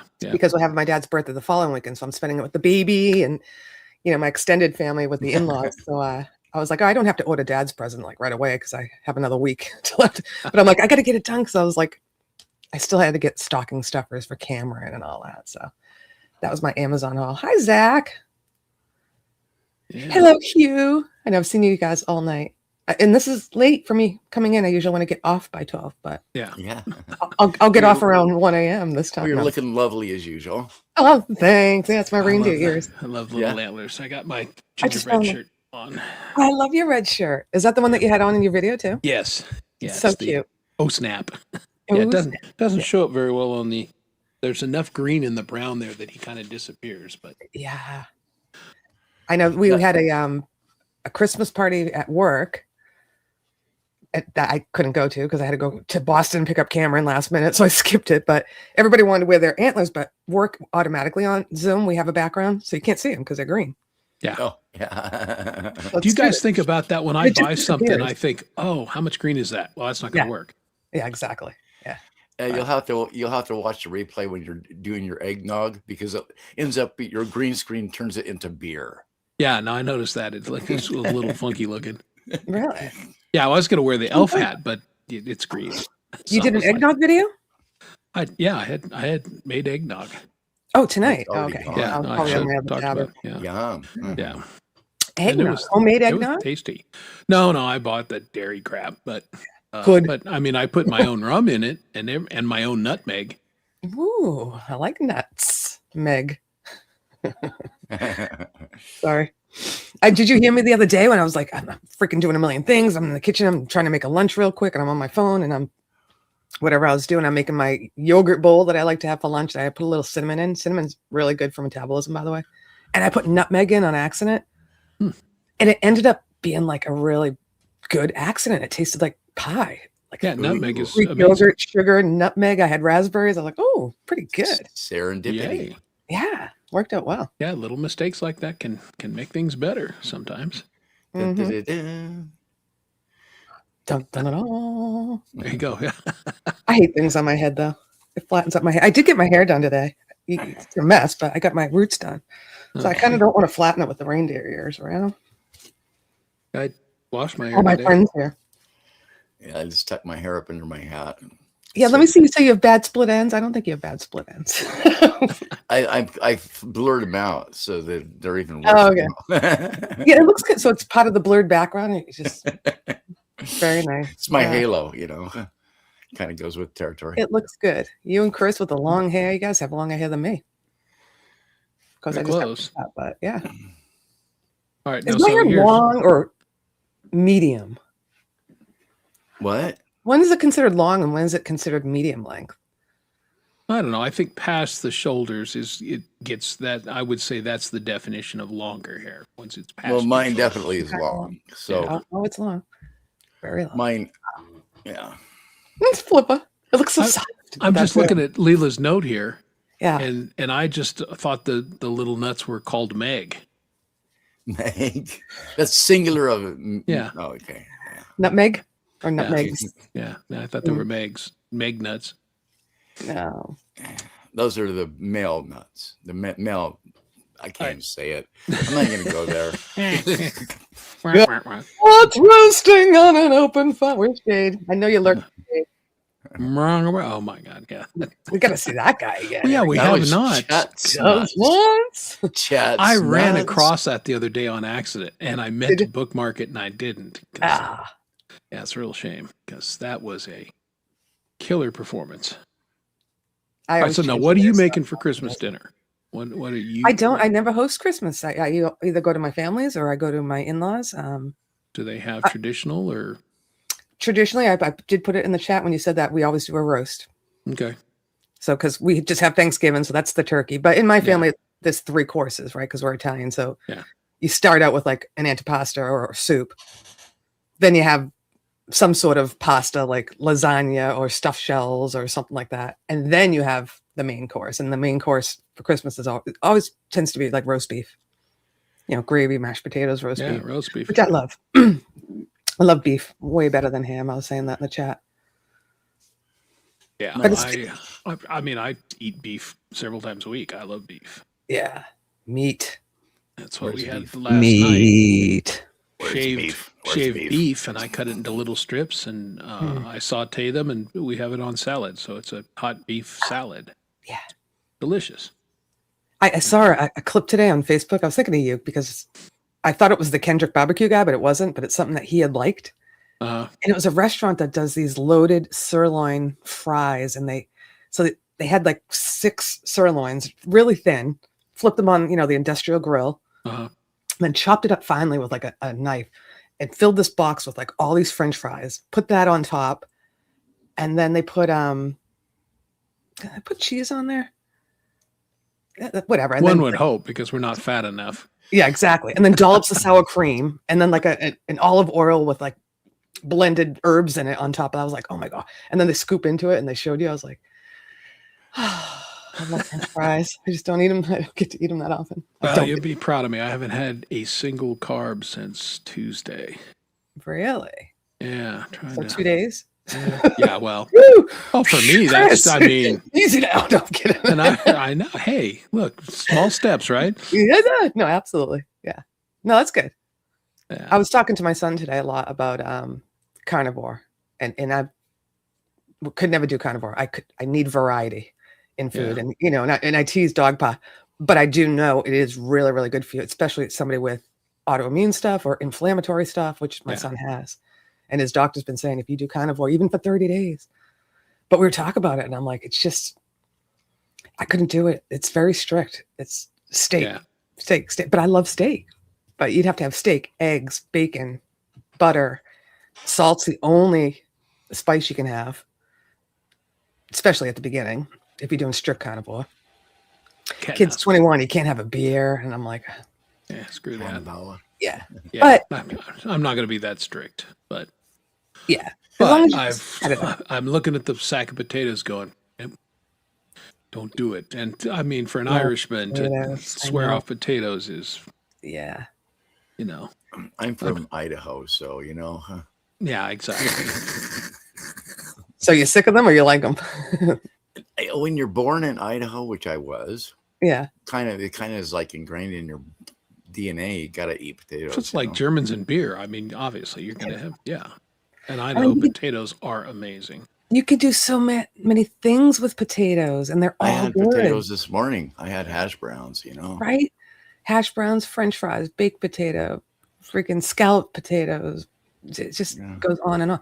So I went out. I had to bring my son back to school the day after I picked him up from school because he forgot his stuff.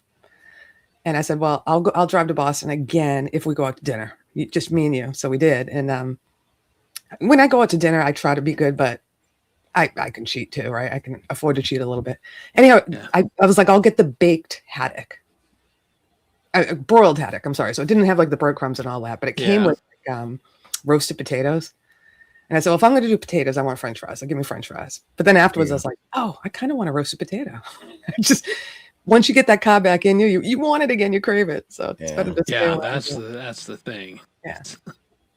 You can I don't find have a deal with weight issues. Yeah. I just have a deal with insulin and blood sugar. So Yeah, well, I knock on wood don't have to deal with that, but I'm just an ex-athlete, and my problem is I continue to eat like I was still playing sports for several years after I wasn't playing sports. Oh man, we could eat anything when we were younger. It's like Yeah. so maddening. Yeah, absolutely. Things change. I'm 70 pounds lighter than I was 10 years ago. So, Oh man. or no, 12. No, that's wrong. 14 years ago, 2011. Did you purposely lose weight, or are you just getting older? I got sick. Sorry. Yeah. Yeah, that's I lost 50 pounds when I had cancer. I can't recommend it. I gotta be honest with you. Yeah, it's not the best way to lose weight. Weight loss program, that's for sure. Well, Mine I was gained cancer. my weight, as you know, when I had back problems. I gained because I couldn't move around. I couldn't do Yeah. it, and I'd eat, and then I'm like, I got to go to bed because I can't stand up anymore. So Yeah. it's about time to get it back off. I've never been a big girl. I just had a rough 2 years there, 2 or 3 years, which just kept piling on. Then I was like sick of myself. I'm like, all right, come on. Yeah, that's kind of where I'm at. I just do not feel like I did a couple years ago. So Yeah. That was when I had the breaking point. I'm like, you can't even fit into your jeans. I'm like, you're not comfortable getting dressed. So I just did it. And it is hard. I told my son it's hard the first week. And then you get to know what you can have and you don't have to be strict. Just you automatically learn what you can have and you don't have to like. Well, it's kind of like a moderation thing, really. I mean, that's what it really boils down to. And variety is good. Yes. Definitely variety is a good thing. Yes. Pay attention to Dr. Coldacre. Take amphetamines. Yes. And removalist. That's a little cocaine might help a little. That's right. Apple's way up there. Snort cocaine off hookers' asses and don't eat for a week, and you're gonna get thin in a hurry. God. Yeah, and broke at the same time. All of that. I wouldn't know. I would not know. If you're snorting coke off hookers' asses, that's not a cheap thing, Damn. It depends. Sometimes you can get the discount hooker, but then you're going that's to the the problem. doctor. The ass is such that you end up snorting a lot more cocaine, so you're not really saving money.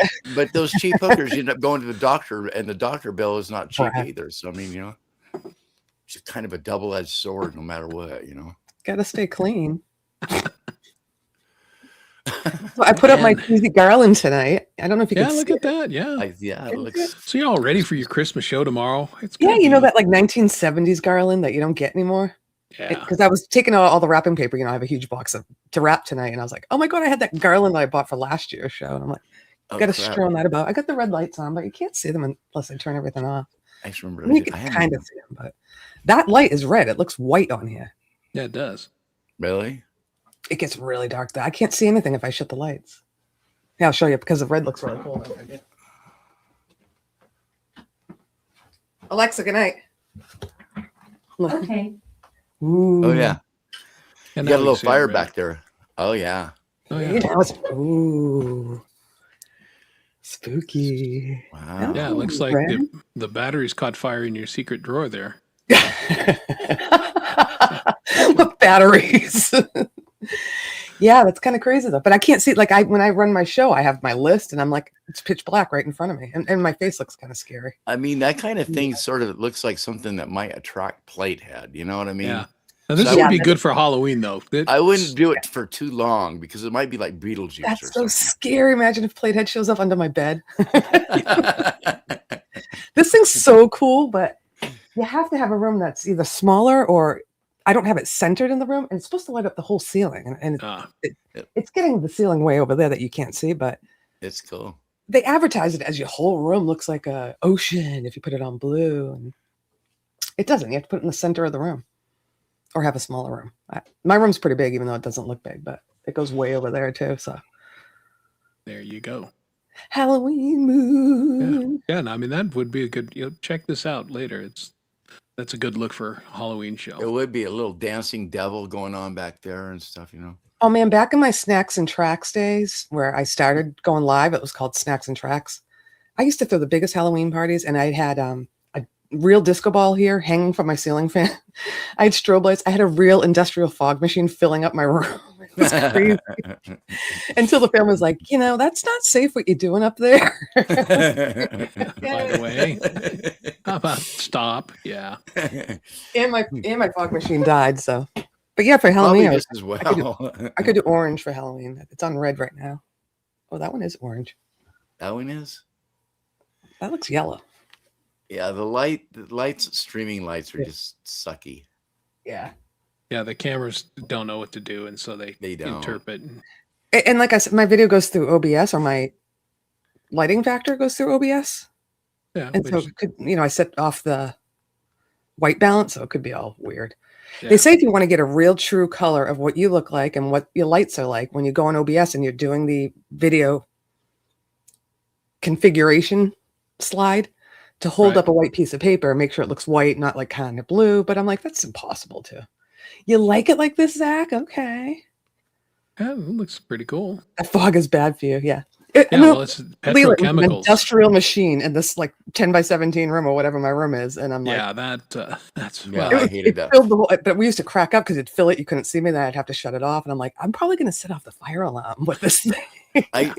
If it's the same fog that we used to use on stage, that shit was nasty. It's and I was like, Nasty stuff. Yeah. Oh, yeah.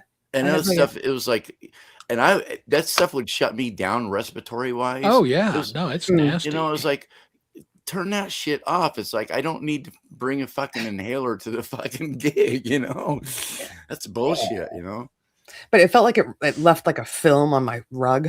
It did, Right?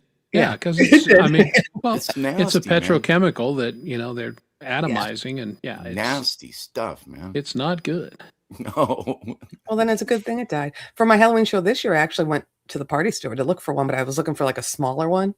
Yeah. And it was like $50. I'm like, I'm not going to like spend $50 just for my Halloween show and ruin my room and it be a piece of crap anyhow. So, Yeah. So all. but of I did that. get the strobe light, which is not plugged in right now, but I did get a strobe light for that. Yeah, well, I think I'm out of the Halloween business. Dom and I did it once and for all. It was the Halloween-a-palooza, and Well, if it wasn't for my Halloween show, we would never have met Plate Face or That's Piehead or whatever true. the fuck his name is. Yeah. You stalker. Our stalker. Stalker face. And I can still, no matter how blurred your room is, I can still see that guy on your wall. Oh, yeah. I forget about that. Speaking of Halloween. ooh, So that song that we're doing together that you mentioned, Chris, I think I told you I banged it out in one day. I was like, oh, this is cool because it was improvising and I knew the beginning, but it has jingle bells in it. And so Cameron has this whole case of percussion stuff. I'm like, it's got to have jingle bells here. And I'm like, all right, this is a shaker. That's not a jingle bell. And then I had this. Can't see in the dark. I'm like, this is a tambourine. So he doesn't have jingle bells. So I said to Oh. James, just program the bells. And yeah. Well, they had the hammer bells. That was a big part of that. The what's a the hammer tubular bells. That was part of that song. Yeah. Well, I did. I mixed I call it bells. I think it's it's electronic piano 3, which kind of sounds like vibraphone bells. But then I mixed that with a real deep organ because it sounded very organy to me as well. Right. And I think it kind of fit. James loved it, so. Well, there you go. That's all that matters. But I don't have the bells. Ding, ding, ding, ding, ding, ding. Sounds like a janitor's keychain.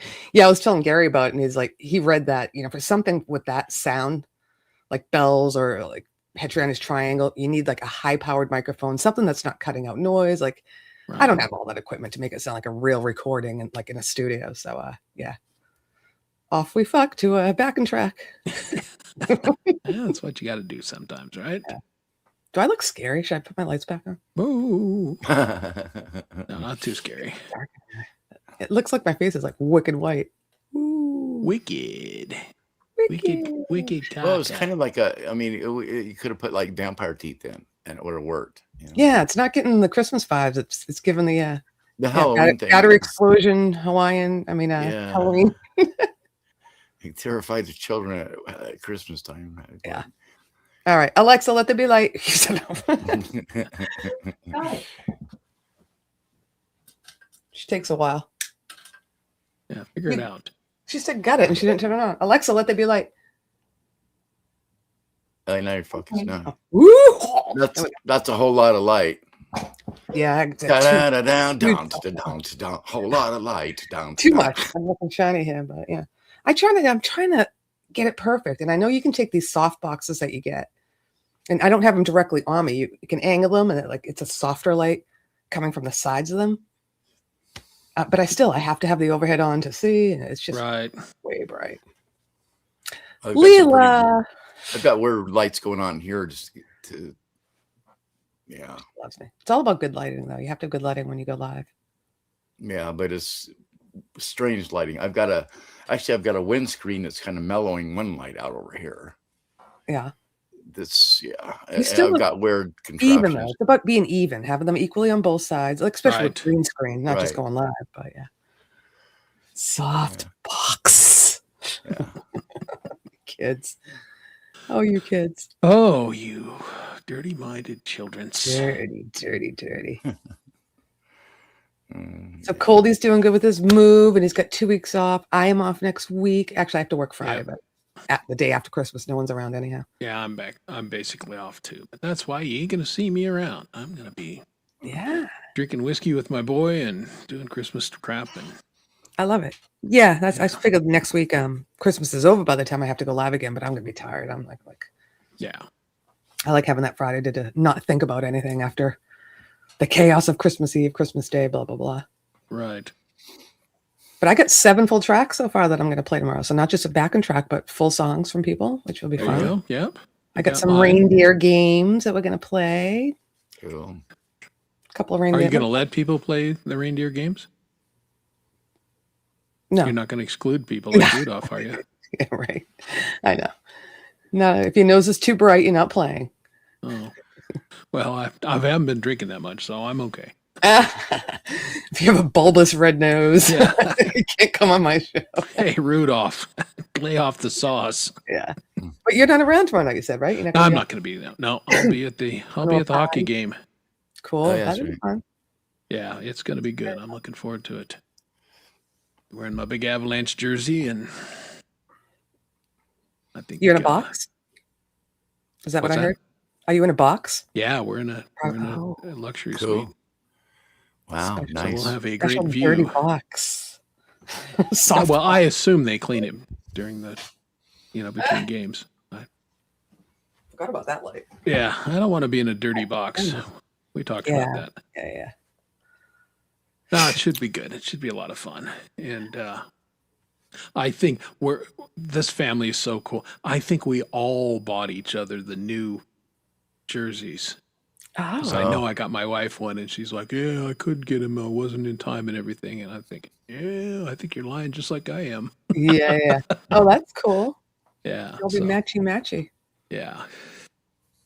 I've never done the Christmas Eve. Everybody in the family dresses in the same pajamas thing. I see a lot of friends do that. Oh no, like my guys I don't just get that not at all. Get into that. Yeah, I don't wear pajamas first of all, so it'd just be a waste of money.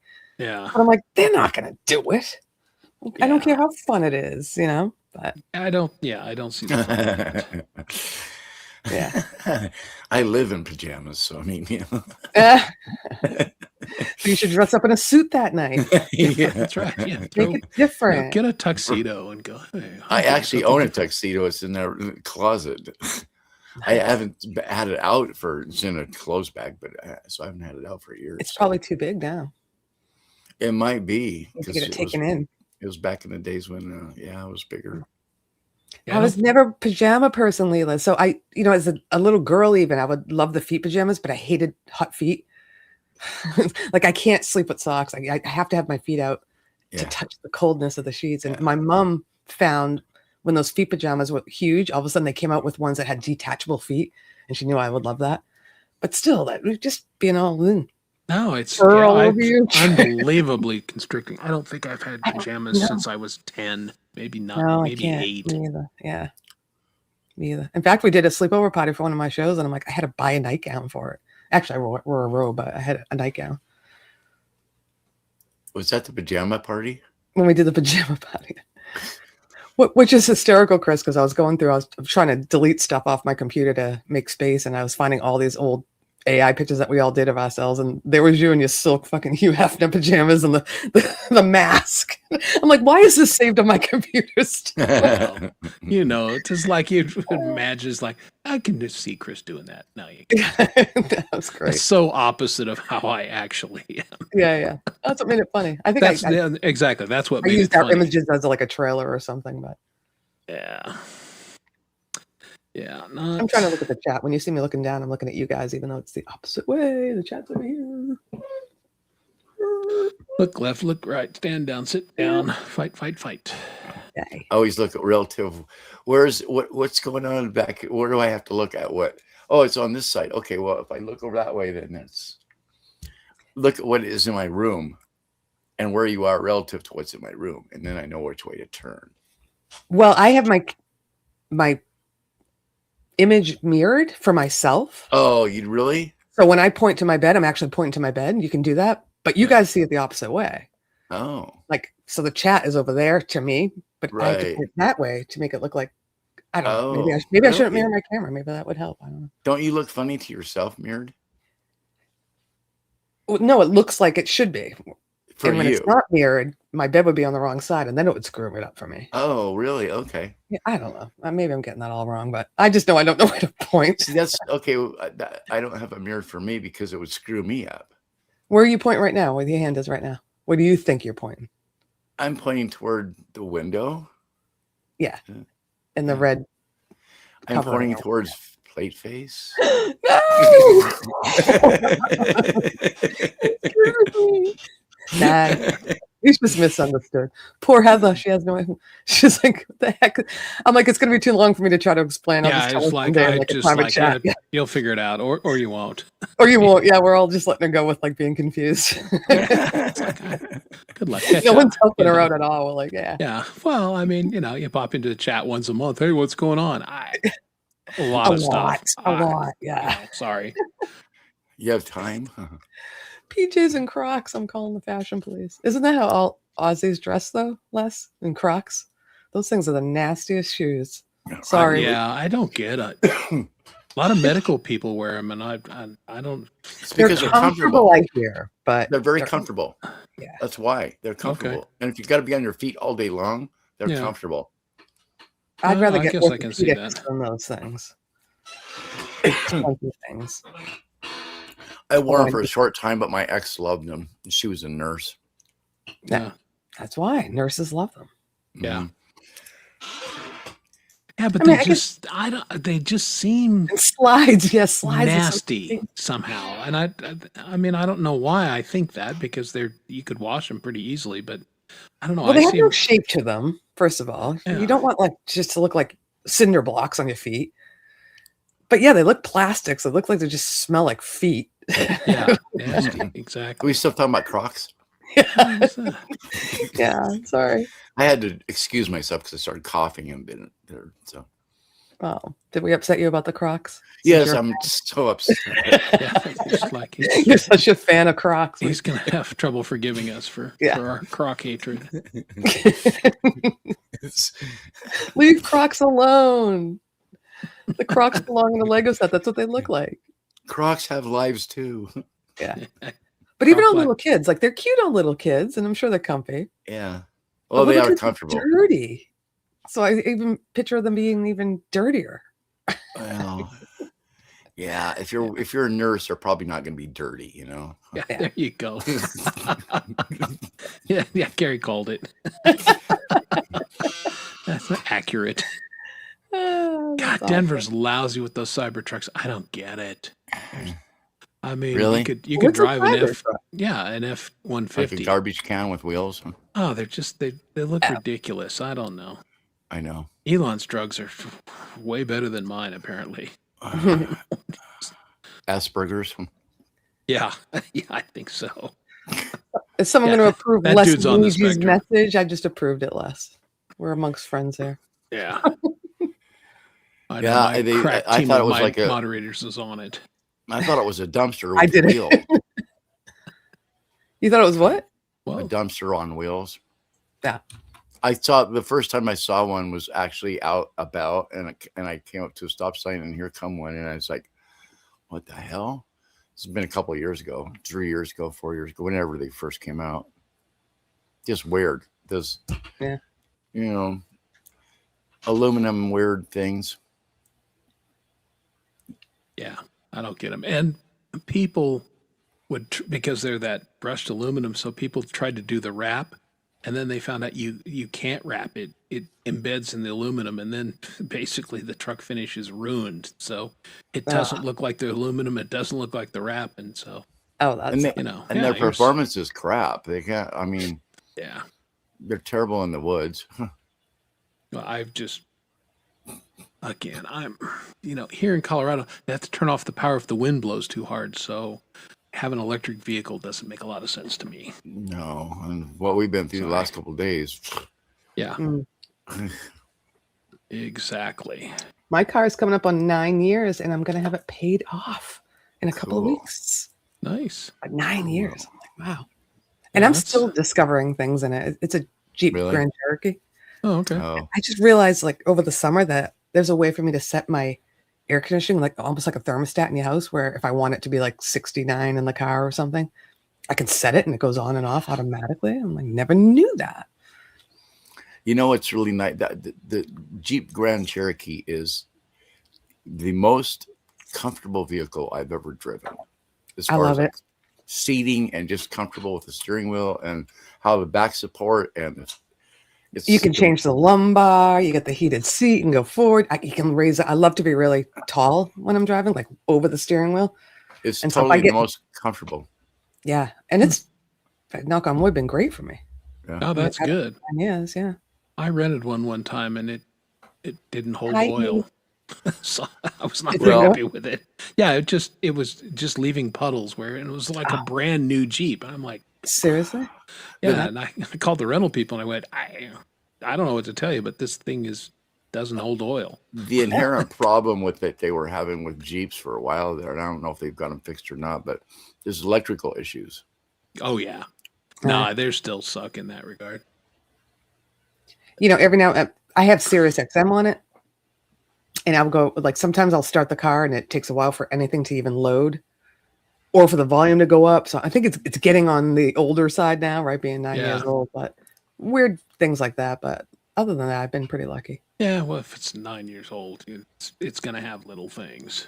Yeah. I mean, I've always done the synthetic oil though for my oil changes, like since Yeah. day one. no, that's Supposed to. that extends the life of the engine. And I did the oil changes, right on time. My husband makes sure I do. He takes it to our mechanic, and do I have to approve things while I'm on the show? What is E saying? No, I have other mods. What the hell are they doing? Oh, well, Gary's probably multitasking. Yeah, probably. But I mean, again, YouTube is just deciding to hold for review comments that aren't even bad. No, I don't have any filters on my channel. You can set up words and stuff like Yeah. that. I don't do any of that. Yeah, me either. I trust people to be adults, and if they're not, on the very rare occasion, then I just ban them from the channel and we never see them again. Yeah. Easy. Thanks, Zach. I spent a big part of yesterday trying to fix YouTube because it had just I'd lost all chat on. Yeah, I know that was weird, huh? That was Yeah. bizarre, yeah, because I wasn't sure what you were saying at first. I thought you were talking about it in the live stream, and I'm like, well, I'm in it too right now. And well, in the Leela, I live, had to prove suckers, Leela. it was no problem in the live. It was in the replays from, and I could Older find them on shows the are right there. laptop. I had no problem on the laptop, and so I started investigating more. And it was like, don't remember if I might have to update my browser, so I don't remember what I ended up doing, but I ended up fixing it. And so, that's good. yeah. But YouTube, well, the weird thing about it is YouTube for the last over a year now has been a certain way, and I haven't really liked it. Well, then this last fix to get my chat back, it suddenly fixed this old problem that has been just a pain in the ass for over a year now. Now it's like it's back to like it was a long time ago, where the actual screen is big again, and not this little tiny little image that you can't see shit in, That's weird. Yeah, weird. It is weird. Speaking of big. All right. Uh-oh. I have no idea why Leela put boobs in the comments, but Boobs, just out of nowhere.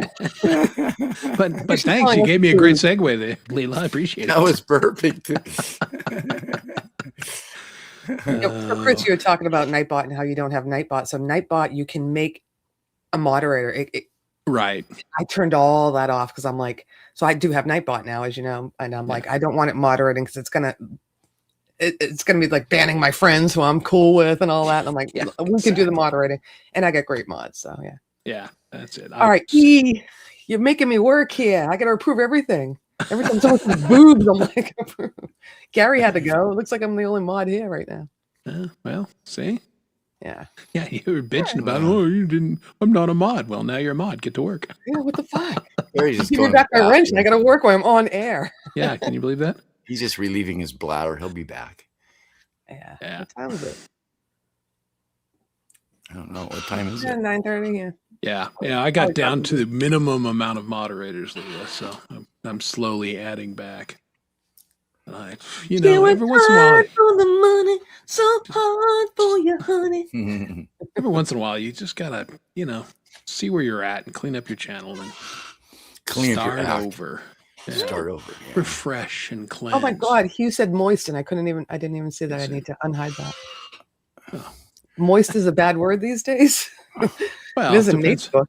Yeah. What chat are you looking at? Oh, I see it. Okay. Yeah, I did. Okay. Yeah, moist. Ooh, moist.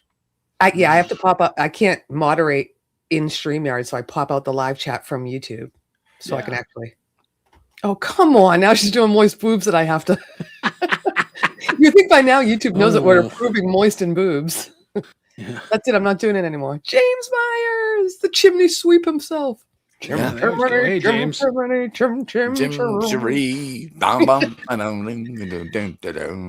Yeah, that was pretty funny. That guy was there so long, he just offered James a job. He's like, Right? You might as well come work for me. It's Totally cool. I thought that was pretty cool. Oh, E. Yeah. All right. Yeah, no, I've. E Urban, come now. Oh, even Juicy Pussy is getting freaking hidden. Yeah, well, one would.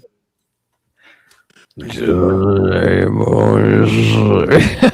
way he says it is so cringy. I love it. Yeah. Yeah, I was very fortunate when we did the live 2 weeks ago. Emp was on. It was fantastic. It was great having him around. I almost understood 5 or 6 words. I did That too. was the 2 first weeks time. ago. Yeah, That was last week. I think. Yeah. Yeah, 2 weeks ago. Oh. Yeah, because we didn't do it last week, and I was texting with Dom. Oh, on my show, he was on last week. Yeah, he was on yours last week, but he came and played on mine. Oh. The live thing. Oh, that's right. That's right. I remember that now. I could too. I could understand him, and I think I was attributing it to the fact that I had earphones in, because everything usually gets muffled or noise cancellation. That's right. It makes it even harder when someone has an accent I don't understand. Yeah. I invited him this week if he wants to come on, and hopefully That's cool. He can pop in if he wants. But yeah, the Saturday live jam is Dom and I are both like, maybe. Really? So I don't know if we're doing it or not. Just look at the channel. We might We're not. not obligated. And if you do, you do. If you don't, you don't. And that's exactly. Depends on your mood that day. All right. And Dom says, I'll reach out if I feel so inspired. Okay, so. That means if he gets drunk. Yeah, well, Is he up now? Is his I'll show running? Oh, it is well, simultaneously. it's on his still channel, running. yeah. But Yeah, he's okay. probably texting Anybody me in in there? bed. Texting in bed. Yeah. 'Cause that's what we do. Mhm. Oh well, yeah, it's like after midnight there, isn't it? Yeah. Yeah. He's on Lori's time. Excuse me. What's his excuse? Lori's here. What's the deal, Tom?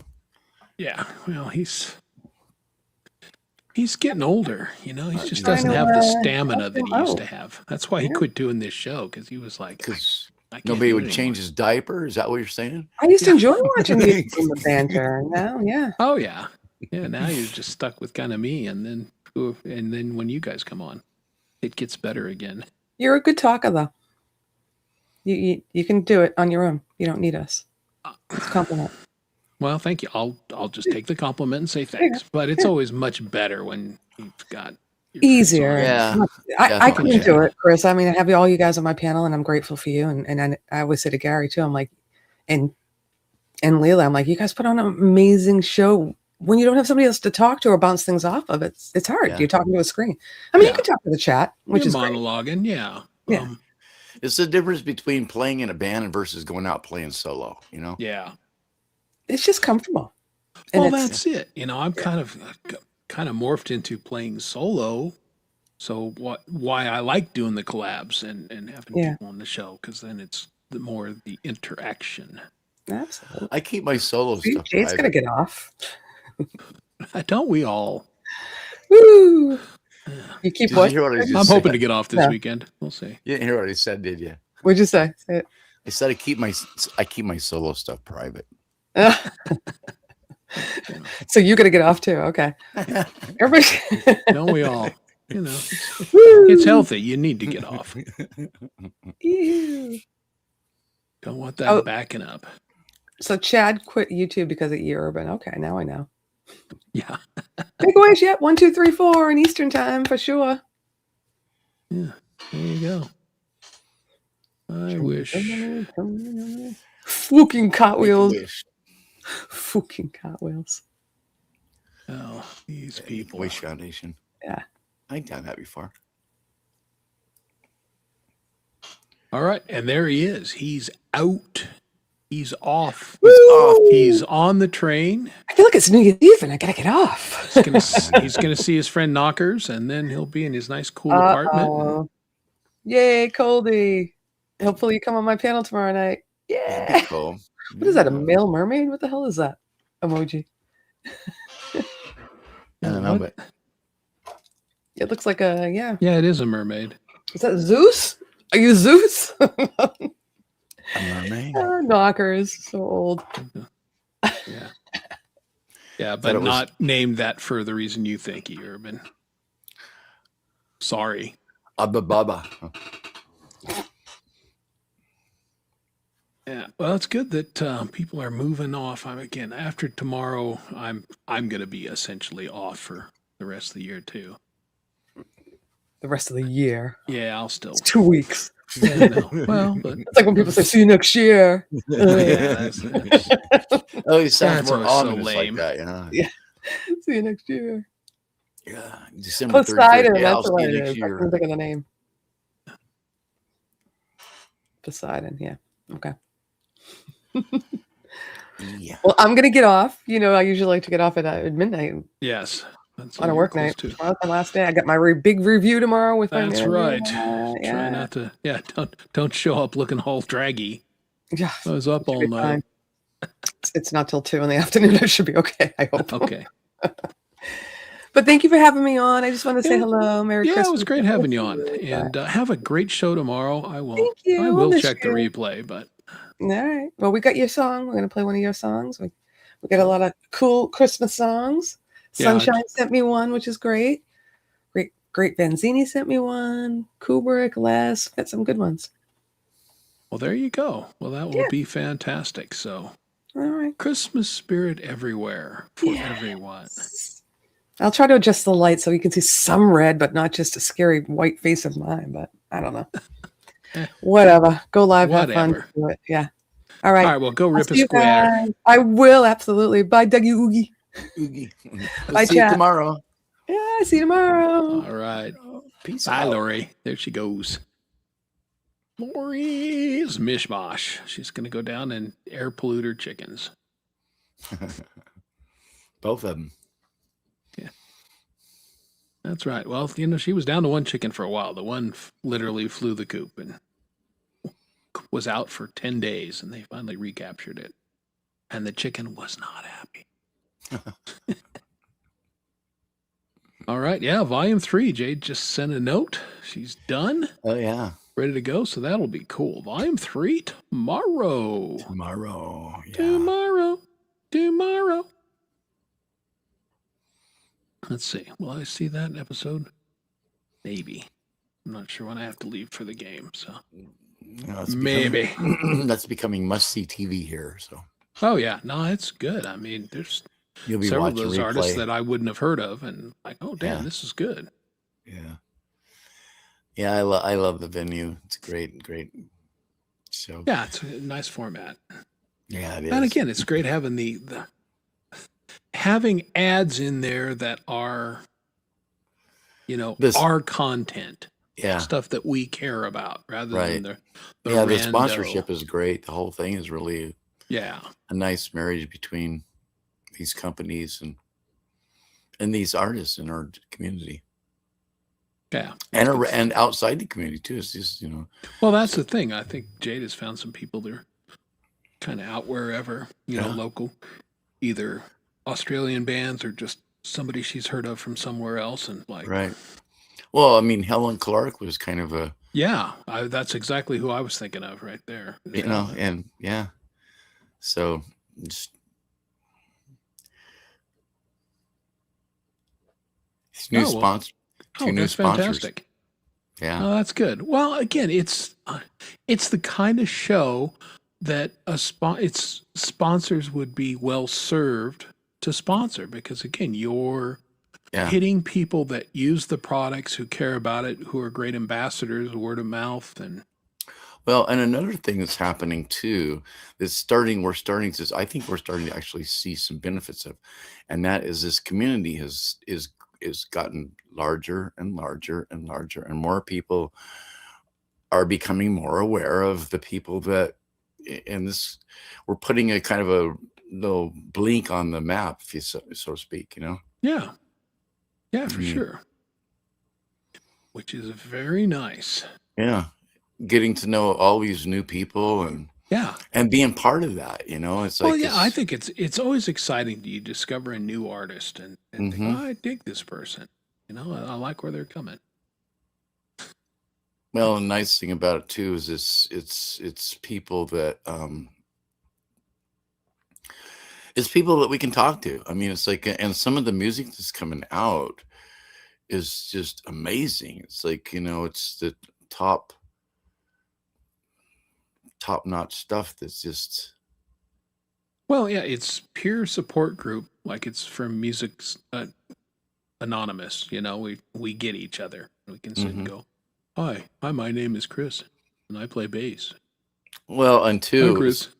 And we don't tolerate bullshit either. It's like, you want to come in and start tooting your own fucking horn and telling us how great you are. Well, good luck with that, Yeah. Even if you are that great, if you're going to act like an idiot, then you're probably not going to be well received, Yeah, there's been a few over the years that kind of came and went, kind of like. Exactly. Yeah, I don't know. You think you're all that? That's great, but this. But those looks good on people. Those kind of people. I don't know about you, but I've worked with a few of those kind of people, and they are really hard to work with. Number one.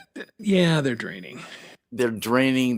That's it. They're draining. That's a perfect word because they're so high maintenance in what they're so needy and they don't even realize it, and they become a pain in the ass. And sometimes it's like, you just don't bring enough to the table for me to put up with this bullshit that you're delivering. You know what I mean? And so. Well, that I do because you and I are of similar vintage, Doug.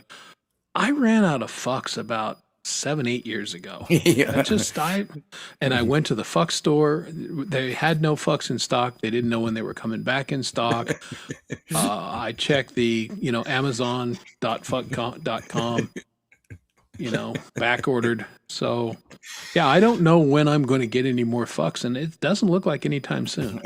Well, Leela has a perfect fuck meter. I mean, it's like it's always registering zero.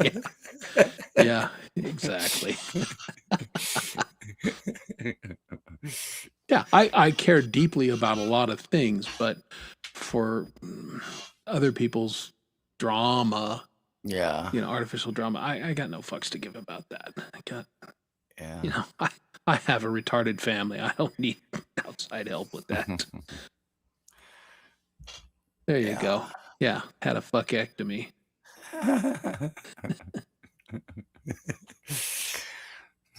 Well, that's it. You call up your fuck dealer and go, bro, I need to score, and go, I don't have any, man. Could I interest you in some shits? And I said, no, I don't want no shits.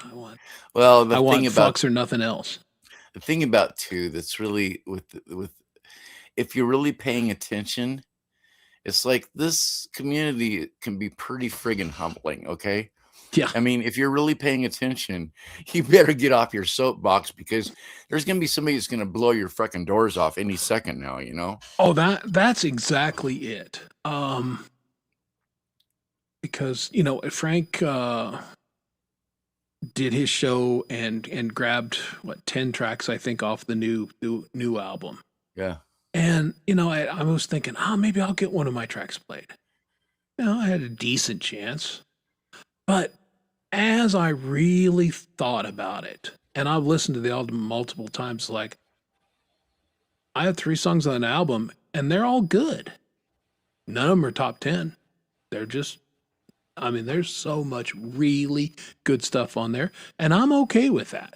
It gives me something to shoot for, right? But there is some incredible stuff on that album that is just really songwriting, production, performance. It's just as good as anything you'd hear anywhere else.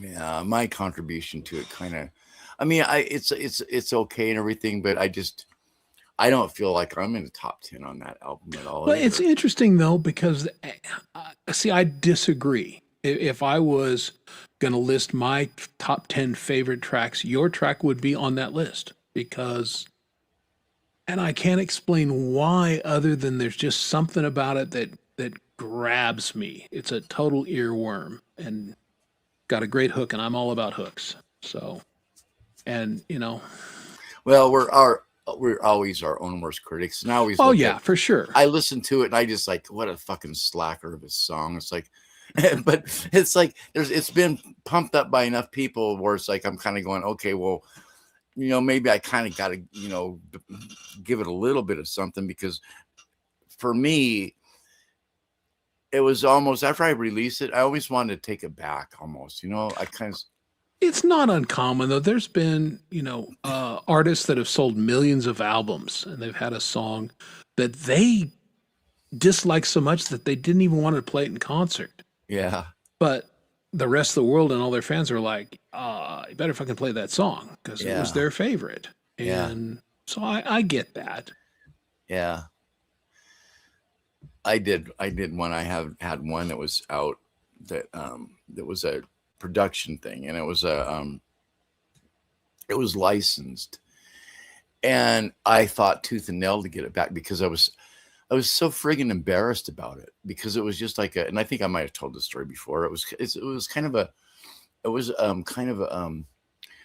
hate song, and I wanted to retract it, and it turned out to be just this pain in the ass thing, and they wouldn't let me take it back, and they wouldn't, and it ended up being just this battle and shit, but I've done that before, where it's like, once you release it, then you can't get it back, and well, that's the thing. And at some point you got to be okay with it. And I've adopted the philosophy that this is what I could do at this time, and it's out there, and later maybe I can do better in the future. But, my lesson. It's like a Polaroid. I took this picture. Here's what happened right at this minute.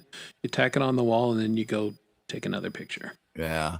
My thing is, it's like, okay, if I'm going to release something like this, give it a couple days and think about it, and just don't really.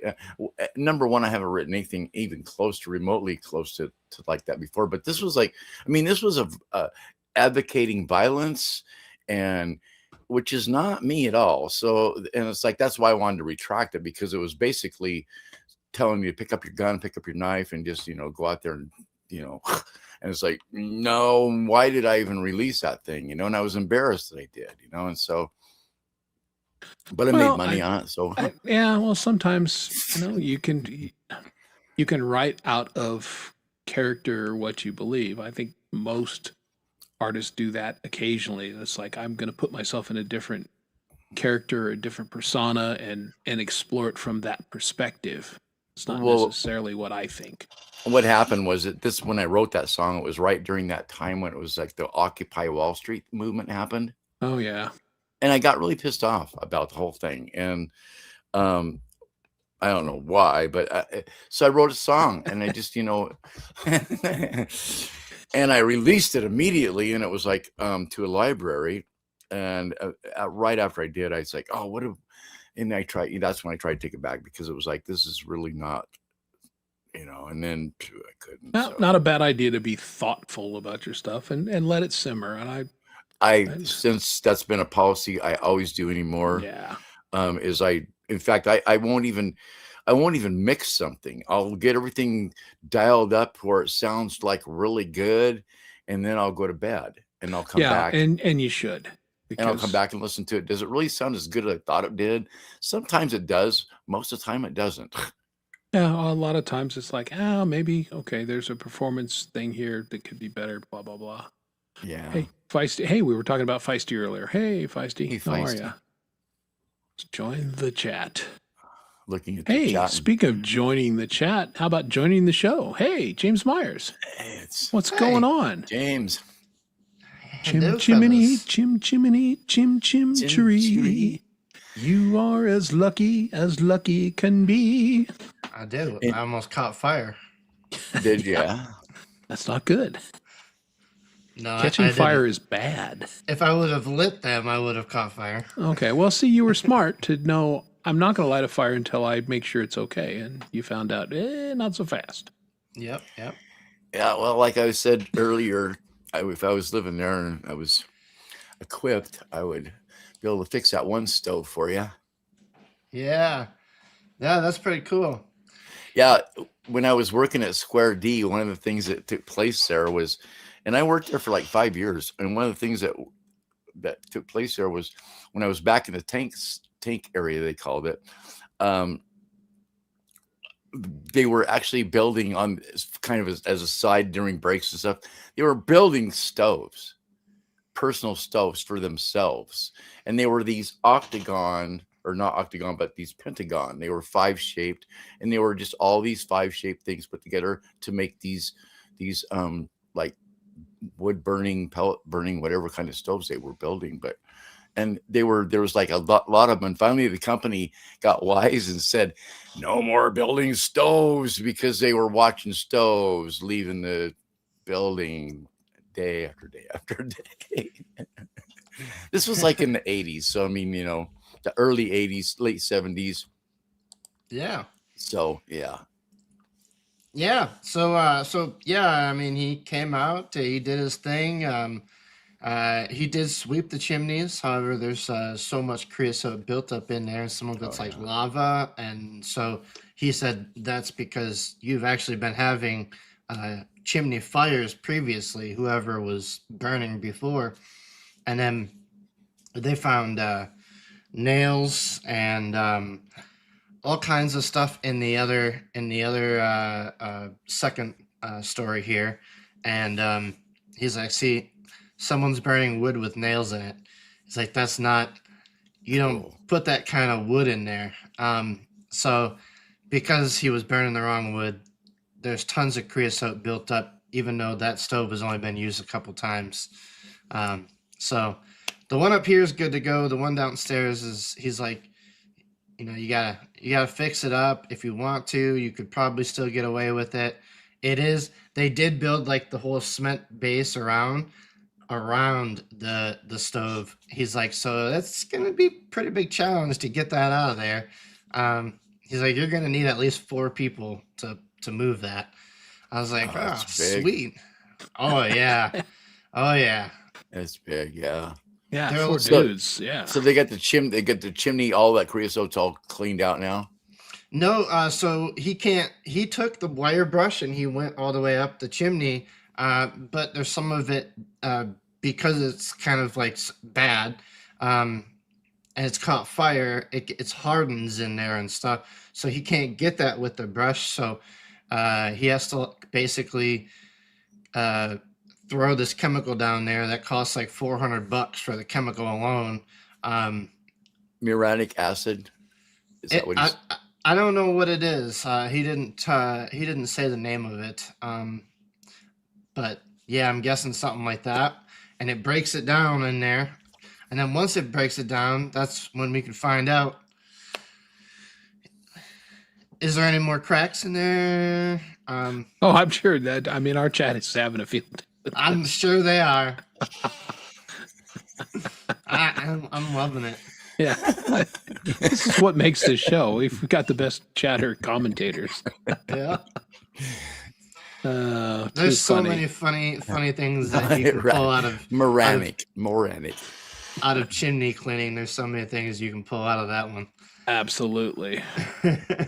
But that just says the dude was probably burning pallets. And, Yes. you know, those are chemically treated, and that's Yeah. what builds up all that creosote shit. And, yeah, whoever Yep. was doing that was a moron. Yeah. Yes. Yep. Yeah. I mean, well, the guy was like 90 years old, so he's one of those guys that you can't really probably tell him what to do. Oh, yeah. So yeah, and I'm pretty sure they were. I don't know if you. Oh yeah. So here's some of the. Here's one of the. Oh, the screws. old. Oh, yeah. Those are the old peg nails. They're not even. Those are like they used for dimensional lumber way back in the. Oh, my God. Yeah, he was burning probably part of the barn or something. Yeah, my goodness. Yeah, Yeah. yeah, they haven't made those nails since the They might not have been 1890s. treated. I don't know. Who knows? They treated that shit with like tar. Well, no, there Wait. was, real creosote is a chemical that you can't actually, it's outlawed because the Yeah. railroads used it to preserve ties, and the ties Right. would last for 50 years. But Right. all the creosote plants that used to make the ties and everything, they're all Superfund sites because it's a nasty, nasty bunch of chemicals. Yeah. It can get to a state though where it's causing chimney fires and stuff, and that's Oh, where yeah, I'm no, already- that ain't good, man. You So- don't want your chimney to catch fire. It's like option 1 is just all right. Let's replace it all. That's going to be expensive, right? Yeah. Option 2 is get it cleaned, which is still going to be expensive. But then you're going to find out whether or not are they too cracked to just utilize them, or do we got to Recase them. recase them? Maybe put aluminum in there. Yeah, New- that refluid or recasing them, enclosing may be the best option. Yeah. You know, And then just from that point on, burn like tamarack. No, straight up, I wouldn't be burning pallets in my house. No, not pallets, but tamarack wood, like larch. That's some of the best because it's hot, clean. It doesn't have a lot of buildup crap in it. If you're Okay. burning wood, that's Yeah. what I mean. Around here, tamarack is a sought after wood. So I don't know about where you're at, but Yeah, I actually haven't heard of that. it might not Yeah. even grow there in your part of the world. I don't know. Do you have tamarack down there, Chris? You probably do, I'm sure. Great Western larch. That's your name. Yeah, I'm sure we do. Not nearly as much as you though. That is a northern. Yeah. I mean, upper Minnesota or upper Michigan might have it as well, but yeah, I don't know that we have a whole lot of it here. It's oak here. Yeah, It's a it lot of- likes because I think that likes more moisture and probably the lower altitude. Larch. No, it's actually likes really high altitude. Does it? Yeah, and it's the Well, only. it It's should like like it here then. it's the only evergreen that will lose its needles in the fall. They turn Listen. yellow and fall off. Yeah, see, we don't have I don't think we have that here. Yeah. It's an evergreen. Yeah, it's an evergreen. It's the only one that does that. Yeah, it's on the evolutionary thing. It's like in between. It's like a highly evolved evergreen. But it's not a deciduous tree yet. Right. Are evergreens anything like pine where they get Yeah, sappy? Yeah. Yeah. Yeah. Well, if you got sappy wood, then you don't want to use sappy wood at all in a wood burning stove. Right. No, it's not like that. This is up here in the Pacific Northwest, this is the wood that you want to burn in if you want to keep your fireplace clean and your flue clean and all that stuff, tamarack is the choice of wood. And it's expensive. It's expensive up here for that reason. It's like, people will burn fir and crap in there, but there's you're running the risk of, eventually you're end up with creosote in your chimney. But Yeah, well, softwoods, tamarack will burn clean and you won't have to really worry about that. Okay. Yeah, that might be more like maple here or oak or something. Yeah, one of the harder woods. Yeah, poor. All these American terms. Les is going, I need a dictionary. I don't know.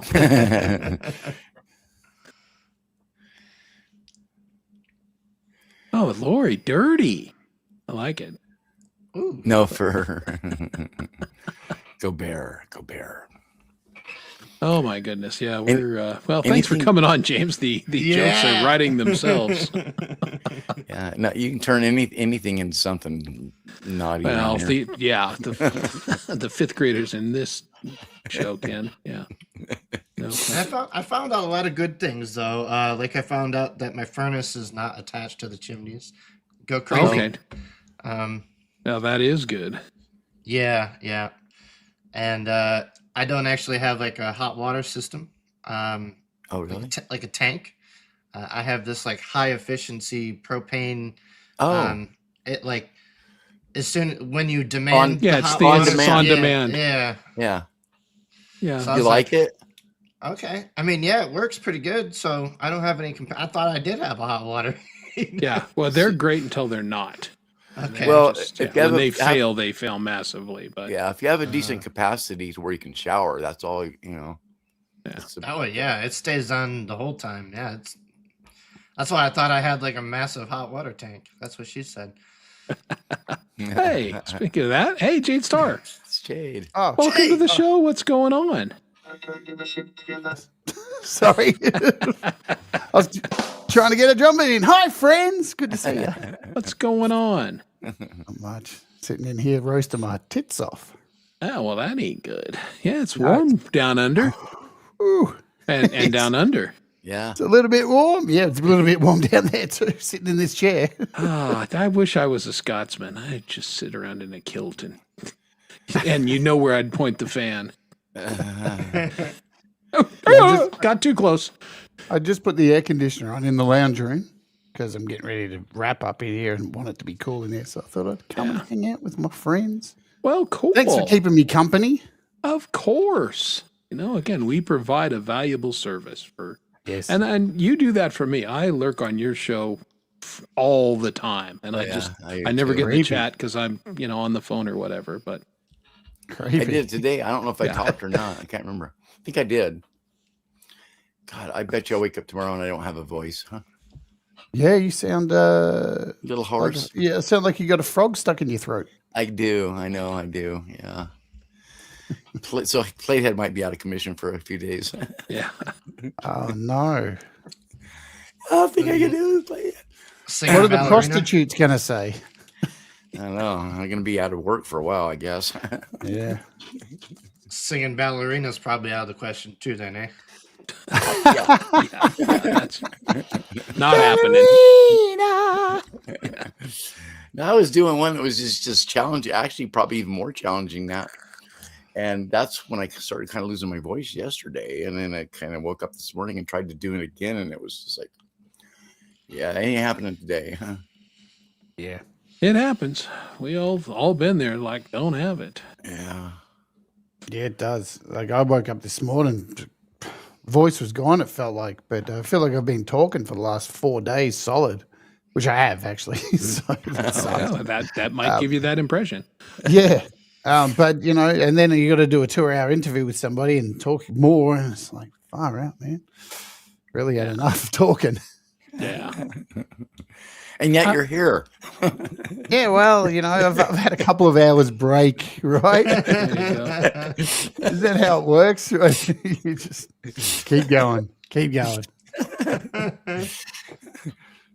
See, this program is not only we make dick jokes, but we also educate. So there, deciduous conifers and convergent evolution. There you go.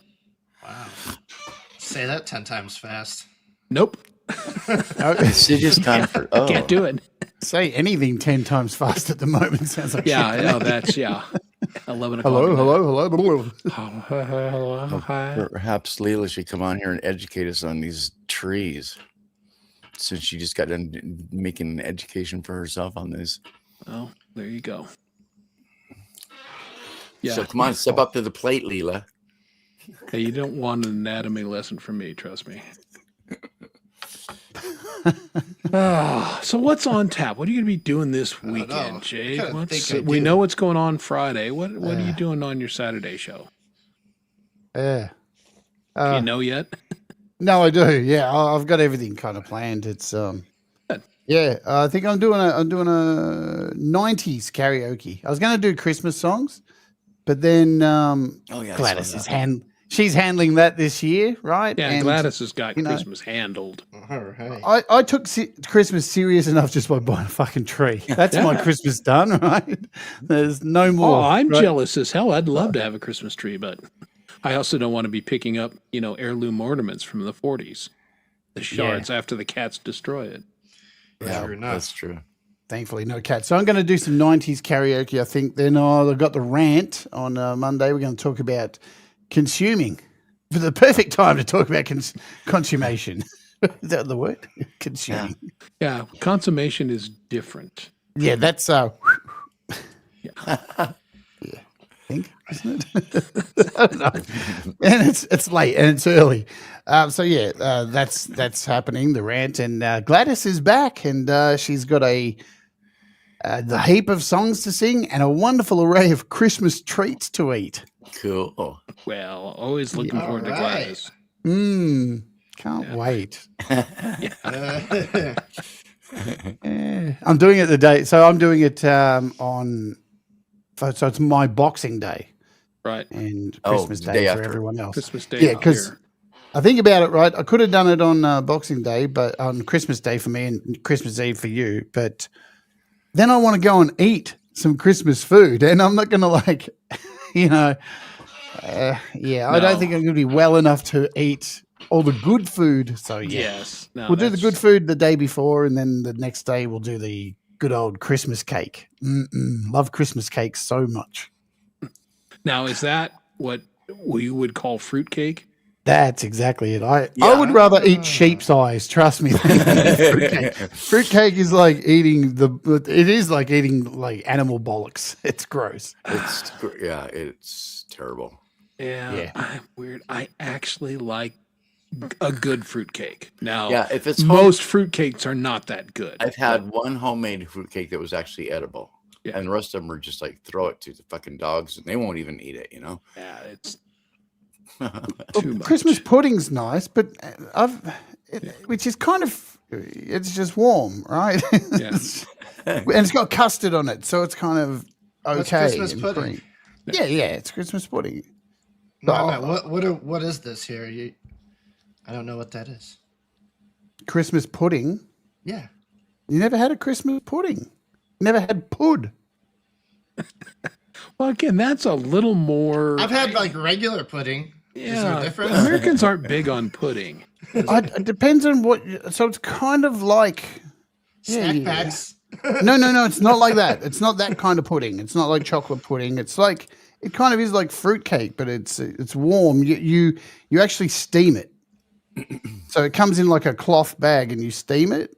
Is that how or you boil it? Steam it or boil? Oh, I can't remember. But anyway, so yeah, and then you put custard over the top and cream. Oh, it's delicious. And there's a tradition here in Australia. My dad used to do it, where you put money, you hide money in it, and whoever gets the money's kind of lucky. Which is a really stupid thing because you don't know there's a coin in Aspirate there. a coin, yeah. Smash your teeth and all that kind of stuff. Who knows the Heimlich? Anyone? Yeah. But I do love my pudding, so but I won't be Gladys won't be eating that because it's too delicious. There you go. Too delicious. Got to step back a few minutes here. Most Americans don't. I know what it is, but most Americans don't know what Boxing Day is. Boxing Day. Yeah. Right. Well, No. really? You don't have Boxing Day? Well, I know. No, what it we is. don't have it. No, I know what it is, but most Americans don't. Canadians do. The English, Aussies all celebrate it, but Right, but Americans are don't. clueless. I thought it's just Recovery Day, pretty much. Yeah, it's just the day after Christmas, and you just get to. I thought it was still like a day lay where- about. Where people flip jobs, like I don't know that. the people who were like the subordinates became the managers, and the managers became the helpers. Wow. And Well, I wish that really was the case because I'd love to that's go what down it to was. McDonald's on that day and really bully that's some what it was staff. on the one MASH episode that I learned. On MASH. Oh, okay. Well, yeah, because that's good reality. I'm fully educated on MASH my whole life. Klinger, thank you. Yeah, I was gonna say. Yeah, and Alan Alda doing surgery. Yeah. Yeah. I just always in Australia it's Boxing Day test, so it's a big cricket day here. So the MCG packs out, everybody goes there to watch cricket kick off the 5-day test and watch England totally get trounced into the ground. And it's the big day. I just look at it as the day where you just sit on the couch and pat your belly and go, well, that's going to take a week to. Good year, yeah. Yeah. There's my New Year's resolution in the works. I thought they just liked Mike Tyson or something. Yeah, Mike Tyson comes over and beats the shit out of you. You get too Knock many on the presents. But you can still nip at his ear. Yeah. But that is too. So what Gary Hubbs says, a lot of us do that as well. So you have your Christmas at home with your family, and the next day you go to see your in-laws and grandparents and take the kids to go and get the presents. So I don't have any grandparents. I killed them all last Christmas, but boxed them to death, right? Yeah, that's right. That's just, Granny had a glass jaw. Really, Uppercut. She couldn't take a punch. Gladys decided to come on. Drove to New York. So do you guys do because I always think when I hear Thanksgiving, I'm like, since we're comparing traditions, I always think, what a bunch of greedy bastards. They have to just have 2 Christmases a month after each other. Is it really the case? Yeah. No, because it's just Thanksgiving is all about the food and then, watching so it's the Christmas. sports. No. Yeah, but we don't have the presents at Thanksgiving. Right. So All right. that's the difference. Jade, it's the same fucking thing. I know. Do you have turkey at Christmas as well? No, Depends some on the people family. do. Because we have turkey at Christmas. Depends on the family. We used Right. to. Depends on the family. Because it's weird. It's upside down here because it's summer. Yeah. A lot of our Christmas stuff is done on a barbecue and, prawns. And I'll every year I get a lobster or a crayfish, whatever. Yeah. A bunch of prawns. So it's more cold food or cold chicken and, you do your turkey. Christmas, you guys have the Christmas crackers. My family has gotten into that completely. And yeah, we started ordering from England and now we can find them. We do Christmas crackers all the time. It's hilarious. You've got You've it. You got to get your paper hat and your Absolutely. You got to read the shithouse cards. Yep. We took videos last year when we were in Salida, and we're all drunk, and we're racing the little things that come in. What did we have? Ducks? I think we got ducks last year. No, it was penguins last year. So we're racing our penguins and shouting obscenities at our drunk penguins, and it's a good Christmas time. crackers rock. Because there's They're always the somebody who best. gets a dud one, and Yes. you just laugh at them and go, loser. Exactly. Because that's what Christmas spirit is about. Totally. See, this is one of those kind of, what I would call an English or European tradition that we totally adopted. I need to remind my wife to get some on order. Thanks for reminding me. Even though I it's don't have any this year. incorrect, even though it's incorrect, Thanksgiving is supposed to be the celebration of like the Indians and pilgrims coming Yes. together, Right. and Christmas course. is supposed to be the celebration of like Jesus, Yeah. Right. and all that. There's a lot of coming on both days. Yeah, people lost the narrative somewhere along when they figured out, Amazon could have a sale. So That's it, isn't it? Like we have Black Friday, yeah, and then like we just got through, for me, all the apps on sale for iOS, and now it's like they all went off sale, and now they're all back on sale again. It's like Yeah, there was really like what, a Christmas. week between. Like what are we kinda doing silly. here? And that's the other thing too with Boxing Day here. It's normally they have the Boxing Day sales, so idiots go out after Christmas and they line up at all the shops and they open the doors and everyone gets crushed, and that used to be our Black Friday in Australia. Yeah. Was the Boxing Day sales, and people punching each other over TV. I worked That's retail actually- once on that. My kids were in college. We needed the money. So I was working at Kmart and I overnight stock crew. So I didn't have to interface with the customers normally. But during the Christmas season, they would keep us longer. And so the store would open early and I would actually have to deal with customers. And I did one Black Friday and the people were nuts. Yeah. I'm like, are you fucking kidding me? You know what sucks? Like, so not yesterday, the day before, my TV died. And it never happens like the day before Black Friday sale, does it, right? No. It happens 3 days afterwards or, a week afterwards. You're like, you're fucking kidding me, man. And I swear. So, yeah, yesterday I spent the day going to buy a new TV, which sucks. Nothing worse than having to buy a new TV because you just buy it and go, oh, that's going to be dead in 2 years' time. Yeah, boy. Yeah, they make Things shit to don't break last now. like they once did. Well, this is our Thanksgiving tradition. Is some vital appliance will die on Thanksgiving. And so this year it was the vacuum. We've had a toaster, we had our hand mixer, microwave 5 years ago. Joy. I mean, we go to make, tea in the morning while we're getting ready to prep, nothing. And I went, are you fucking? So I'm down at the door waiting for Walmart to open so I can buy a friggin' microwave so we can actually have Thanksgiving. And yeah, so that's always something. Wow. Yeah, I was not happy having to buy a TV yesterday. No. Not planned. I set up this stupid Unearth show to try and get some extra money to kind of just breathe a bit easier from being a YouTube content creator. And all the money I made just went to a brand new TV. I'm like, fuck, man, come on. That's how it works. You- See, the appliances know. I mean, for years, if my wife or I, either of us ever got a Christmas bonus, inevitably the car or one of the appliances was like, oh, got a couple $100 extra bucks? Nah, yoink. Now you don't.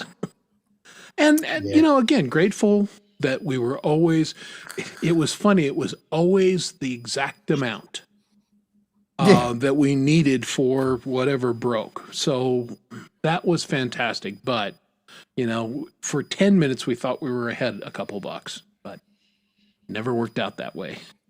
I see people saying they don't watch TV anymore. I don't either. I have a desktop computer in my lounge room connected to the TV, and it's just YouTube and a mouse and keyboard. That's It's a giant monitor is what it is. Yeah, that's it.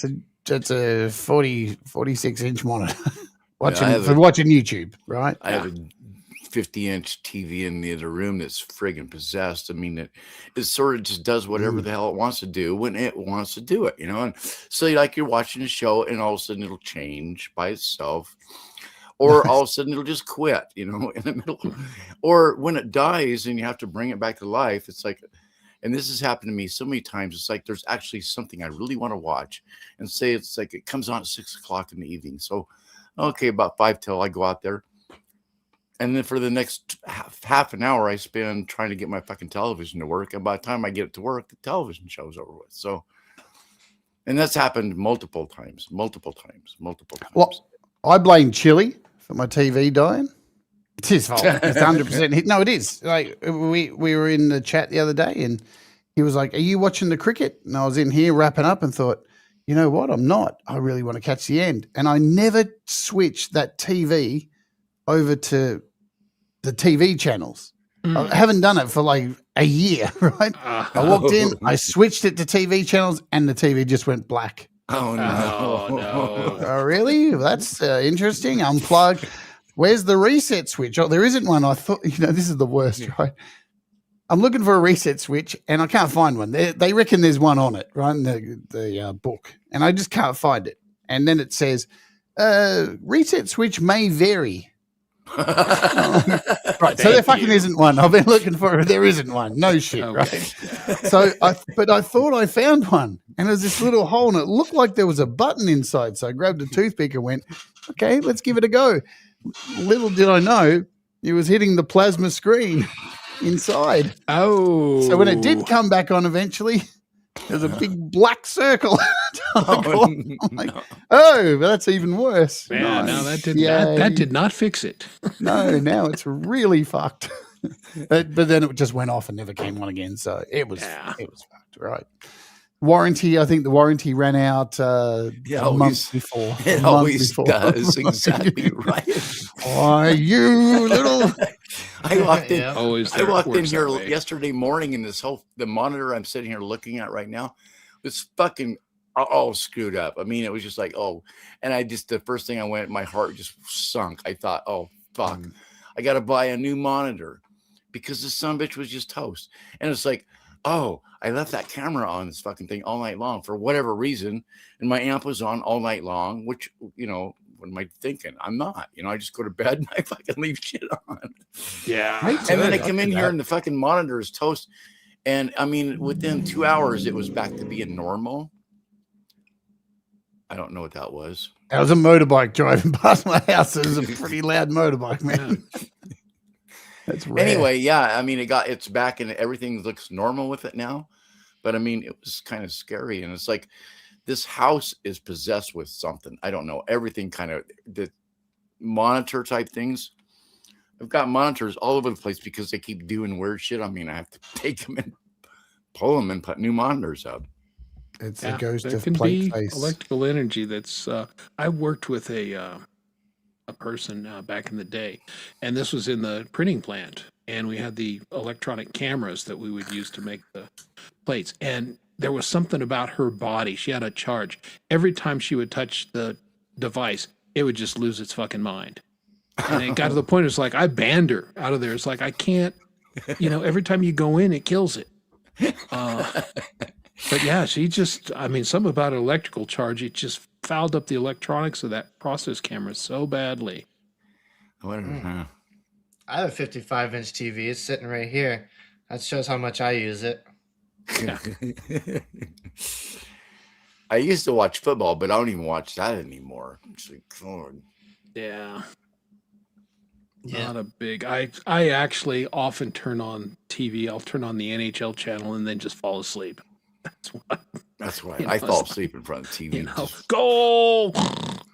I did buy a brand new 75-inch TV recently, but the only reason I bought it was for the drums, so that I could see so you could see my DAW and everything on a large scale right in front of me, so I don't have to get up from there. Yeah. So how do you maneuver on that big monitor? Do you have a pad or something? Well, this PC right here. So I have 1, 2, 3 monitors hooked up, and then that 75-inch screen is hooked up as a 4th monitor. Right. But when you're on your drums, how do you, if you want to start recording or pause or do something? It's got a mouse. Right. Like Mr. Smith, he has a little mouse. Yeah. Yeah, there. Okay. That's what I was asking. Yeah. I have a wireless mouse over there. And wireless keyboard. Grab your mouse. Yeah, so, I got the same in my lounge room, wireless mouse and keyboard. I'll tell you the good thing about my TV, I'll just finish. Well, I was going to buy it as soon as it broke and then go and pick it up the next day. And I saw it was $400. I was like, oh, man, I I don't want to do it yet. I'll just wait, right? I'll do it tomorrow. Like tomorrow is going to be less painful, you know what I mean? Like the brain is a stupid thing. Yeah. Anyway, I woke up in the morning, went to the website where I was going to get it, and it went on sale, $50 off. Oh, nice. Okay. Sometimes brain- procrastination the brain. works, right? I love you, brain. Me and my Good job. brain. Yeah, me and my brain. Thank God I listened to it. Sometimes it actually helps or pays to do that, you know? Yeah. Listen to the gut, listen to your brain, listen Yeah. to this. And sometimes it doesn't. Yeah, I Yeah. know. Sometimes it backfires. Last night when you should get McDonald's. Oh, that's never a good choice. No, 2 that's, hours later. that's always a poor decision. That's that little devil on the side, you know, That that's was got that fucked, little wasn't it? pitchfork, you know, jabbing you. Yeah. Should have just eaten my own shit, really. Probably would have been healthier. Yeah. Intestinal cuisine. Yeah, That's let's- what's for let's dinner. Be honest here. Yeah, McDonald's is not good. No, you know. I do like their breakfast though, but I try not to eat it because again, You know, I like their fries, but I love their fries. They're the best, aren't they? well, I just no, can't pay the price for that shit anymore. It's like it's number one, it tastes really good, but they want too much for it. And I know that shit's not good for me. So it's like No. fuck No. that.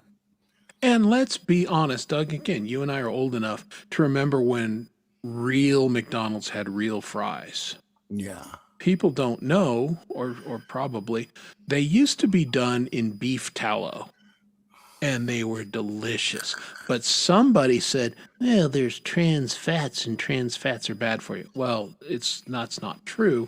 But they switched and went to vegetable oils, which are much worse for you, and the fries have never tasted as good. Yeah. Well, I just And remember that's when just reality.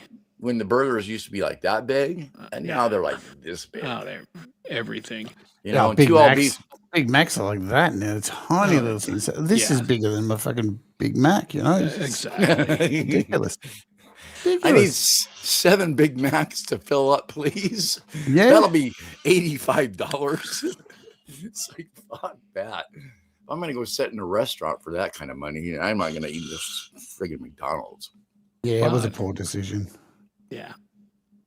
Fast food often is. Well, the thing is, I'm trying to get as much junk in as possible because I'm starting this new drug you may have heard of this week. New drugs? It's a fat drug. But it doesn't make you fat. The Sims, South Park talked about a lot about it as well. So Ozempic? yeah, I'm starting Ozempic this week. Yeah, Oh. my doctor recommended it. Yeah. Because she's like, she goes, you're really skinny everywhere else, but you've just got that fat gut. Yeah. I'm like, this is why I come back to see you every time. You're amazing. You make me feel like dog shit every time. Yeah, thanks. They Thanks do, so much. don't they? You know, it's a job. Yeah. And so she's prescribed me. I've got my first needle. I'm going to kick it off this week and start Yeah, jabbing doctors myself. are amazing in that. My old doctor, he just, and this is, medical professional, and he just goes, fuck you. Because you're the healthiest fat guy I've ever seen. Your blood work, your cholesterol and everything. He said, you should have heart problems. You should have diabetes. You should have, you should have bad knees. You should have everything. Someday, Lane, it's going to catch up with you. Like, well, okay, yeah, let me know when that happens. But Yeah, you don't really want to know. no. Well, that's it. Yeah, like because I went through all that heart shit recently and Yeah. got everything sorted out. And now that I know everything's clear, we're all good, no more blood. And she's like, you may as well just wrap it up and do this. Yeah, Get on it gonna- for 3 months, ditch Yeah. it, and you'll be 100% go. Yeah. You know, she's like, do you have diabetes? I said, no. She goes, that's a shame because you'd get it for like a lot cheaper if you had diabetes. What are you talking about? Now you want me to have diabetes as well? Yeah. The medical profession is Trying to save you some money. Exactly. That's right. You know, 2 for 1. You know, if How you does that get even cancer work? too, then I can really Yeah. discount. Yeah. I can tell you right now from somebody who actually does have diabetes and has had diabetes for years and years and years. It's not a good thing to have, and it's not Not. cheap. It's not cheap. They Yeah, might no think thanks. they might tell you, "Oh, it's free if you have diabetes." Well, there's a lot of other fucking shit that comes with it. Diabetes that's not cheap, and Not it's cheap. not free, and it's a pain in the ass. Not even a little. Nope. Yeah. I know a really old guy that has diabetes, and it's a pretty bad case. Me. But he exercises and works out and goes on like 5K bike runs, and he eats the right foods. And because of all that, his diabetes, even though it's really bad, does not affect him. Mm. Mine doesn't. Mine either. Mine's pretty much. I pretty much every time I go in for tests, like A1C, mine's always textbook. In fact, I've actually. There's been a few times where I've. Well, there was actually some times when it wasn't, but there was times before this current administration that we have, where healthcare wasn't all fucked up, that I actually kind of deliberately became non-compliant just because I was worried about my insurance company saying, "Oh, you're not diabetic because we've had 4 years of A1Cs that are 6.0. You're perfect. You're not diabetic, so we're not paying for your insulin anymore. You can pay $700 for it yourself, you know." Jesus. So I would deliberately have crappy A1Cs on purpose, just once in a while, just to make sure that, my insurance company didn't kick me off. Yeah, right. That's the The game. games That's we scary, play. man. That's freaking scary. Like, It's a you know, game. I mean, Yeah. it's a Yeah, fucking you shouldn't game. have to do that with your life. That's You ridiculous. shouldn't. No. Like, it's. I can't say our system's perfect. Like, you hear people bragging, "Oh, Australia, we got to." It's not perfect. It's like Canada. It's like Well, the UK. nobody's is. It's not perfect. Like, I get to see my cardiologist, and I think she just keeps inviting me back because she knows I pay. Because the last time I went there, she really told me nothing more than I already knew. But like, to see her, it's like $200, Yeah. and you walk out though, and by the time you get home, there's 135, $140 back in your bank account. So that's what they do. They just give you a bit back, I guess, most of it back, and she gets the rest. But it's a kind of stupid system. Why not just let me pay the small amount with my credit card? Why do we have to take the money out and then you give it back to me? Like, can't we just take the $60? It's Yeah, I ridiculous. don't. It's just moving money around. Yeah, it's not even money. It's just numbers, isn't it? Well, it's the same thing. If you look at your bill carefully here, they'll charge X amount of dollars, and then here's what you owe, and then the insurance company will go, "Oh yeah, well here's what we're gonna pay," and then we're like, Yeah. "Oh, okay, well we'll take that." It's like, well, so why did we? Why am I paying for All this insurance? games. Yeah. Yeah. It got so bad with my last doctor that him and we parted ways. He fired me as his patient, and I fired him as my doctor. And I threw a fit. I mean, I called these people Nazis and everything else. And Wow. I mean, I did. I called them fucking Nazis because they were withholding shit on me. And it's like, and my doctor didn't even give a shit. So I went down to the main office and threw fucking holy hell. And I had more people helping me. And before it was all said and done, now I have a doctor. I absolutely love her. And she is totally bends over backwards to make sure everything is right for me. I mean, this guy, when I first was introduced to him, the first thing he wanted me to fill out was fucking advanced directives. It's like, why you want me to fill out fucking papers for what are you going to do when I fucking die? You're worried more about my fucking death than you are about my life. You're not my fucking doctor. Well, he was my doctor for 2.5 years, and then he got fired, But Yeah, love doctors like it's that. mixed. Doctors, my wife has had her previous rheumatologist was a bozo. Well, she was from Eastern Bloc. I can't remember which country. Lithuania, maybe. It doesn't matter. But she was a crappy rheumatologist. Her current rheumatologist is fantastic. And, just like everything else. my problem was I spent 22 years as a healthcare professional, and so don't fucking try and bullshit me. You know, it's like, you There know, you go. Yeah. you want an A1C after 90 or after 75 days. It's like, that's costing me money for bogus fucking labs. It's like we need to wait for 120 days for the duration of the red blood cells so we can get an accurate A1C, and nothing before that is going to fucking be any good. And so that was the basis, number one, to start looking at a different doctor, and finally at the very beginning, July of this year, we both came to the unanimous decision. We're both firing each other because this ain't happening, There was a doctor in Sydney I used to go to only because somebody told, when I lived in Sydney, somebody told me, "Hey, if you ever want to go and get a medical certificate, this doctor's awesome. He's called Dr. Death." I'm like, doesn't sound very good. But there was a couple of times where I really couldn't be fucked going to work. I was like, you know what? I'm going to go try out Dr. Death. He bulk bills on Medicare. And I swear to God, I've never seen anything like it in my life. Every time I'd been there to get a certificate, walked in, and he had his head down, and he'd go, "Hello, how are you?" I'm like, "Pretty good." And he'd go, "Take a seat." He'd just be doing his own thing.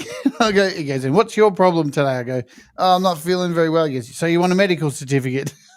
Hasn't even looked at me. I'm just, "Yep, I guess so." And he's like, just fills it out, puts it on the desk, doesn't even look at me. "All right, send the next person in." I'm like, "Hello, I'm here."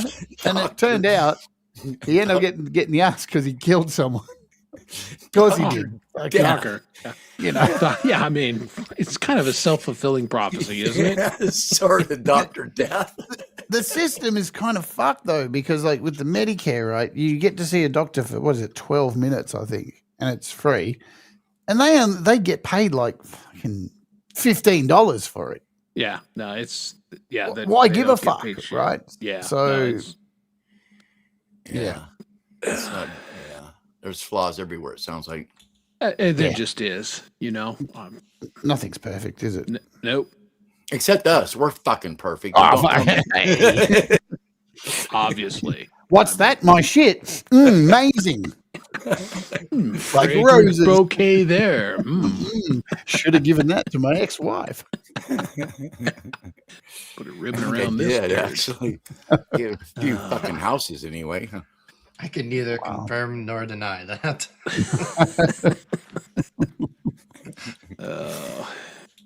Merry Christmas. Yeah, here we go. Yeah, here's the Chris Lane Christmas show. And Merry fucking Christmas. This is exactly how the Lane family Christmas is. We're not right in the head. Is it just we're getting older? Like it feels like you say it every year. It doesn't feel like Christmas this year. I've tried to make the house feel Christmas. Last year I did nothing. And this year I walk in this thing and see it every day and go, fuck, I can't wait to get rid of you. Covering up all my cool guitars, you wanker. Just doesn't feel like it until I know it's going to be Christmas as soon as I get my crayfish and my prawns. That's my poison. Yeah, right? well, that everybody. And I'll get some food going, a little Christmas whiskey with my boy, and it'll be Christmassy. We ain't gonna have any weather for it. I know that. But that's not unusual here in Denver. A white Christmas is actually fairly uncommon. Our snow usually comes later. So, but hell, I hope it snows at some point this year. We get a nice it's snowy not Christmas. Be hot here. No? Flying into Denver is always an eventful thing. Every time I've ever flown into Denver, it's always been very eventful because it's like you're coming out of these mountains and then all of a sudden you're going into this plane. And so there's this really bizarre turbulent air thing that happens. And so it's never a smooth landing. The new airport's pretty cool.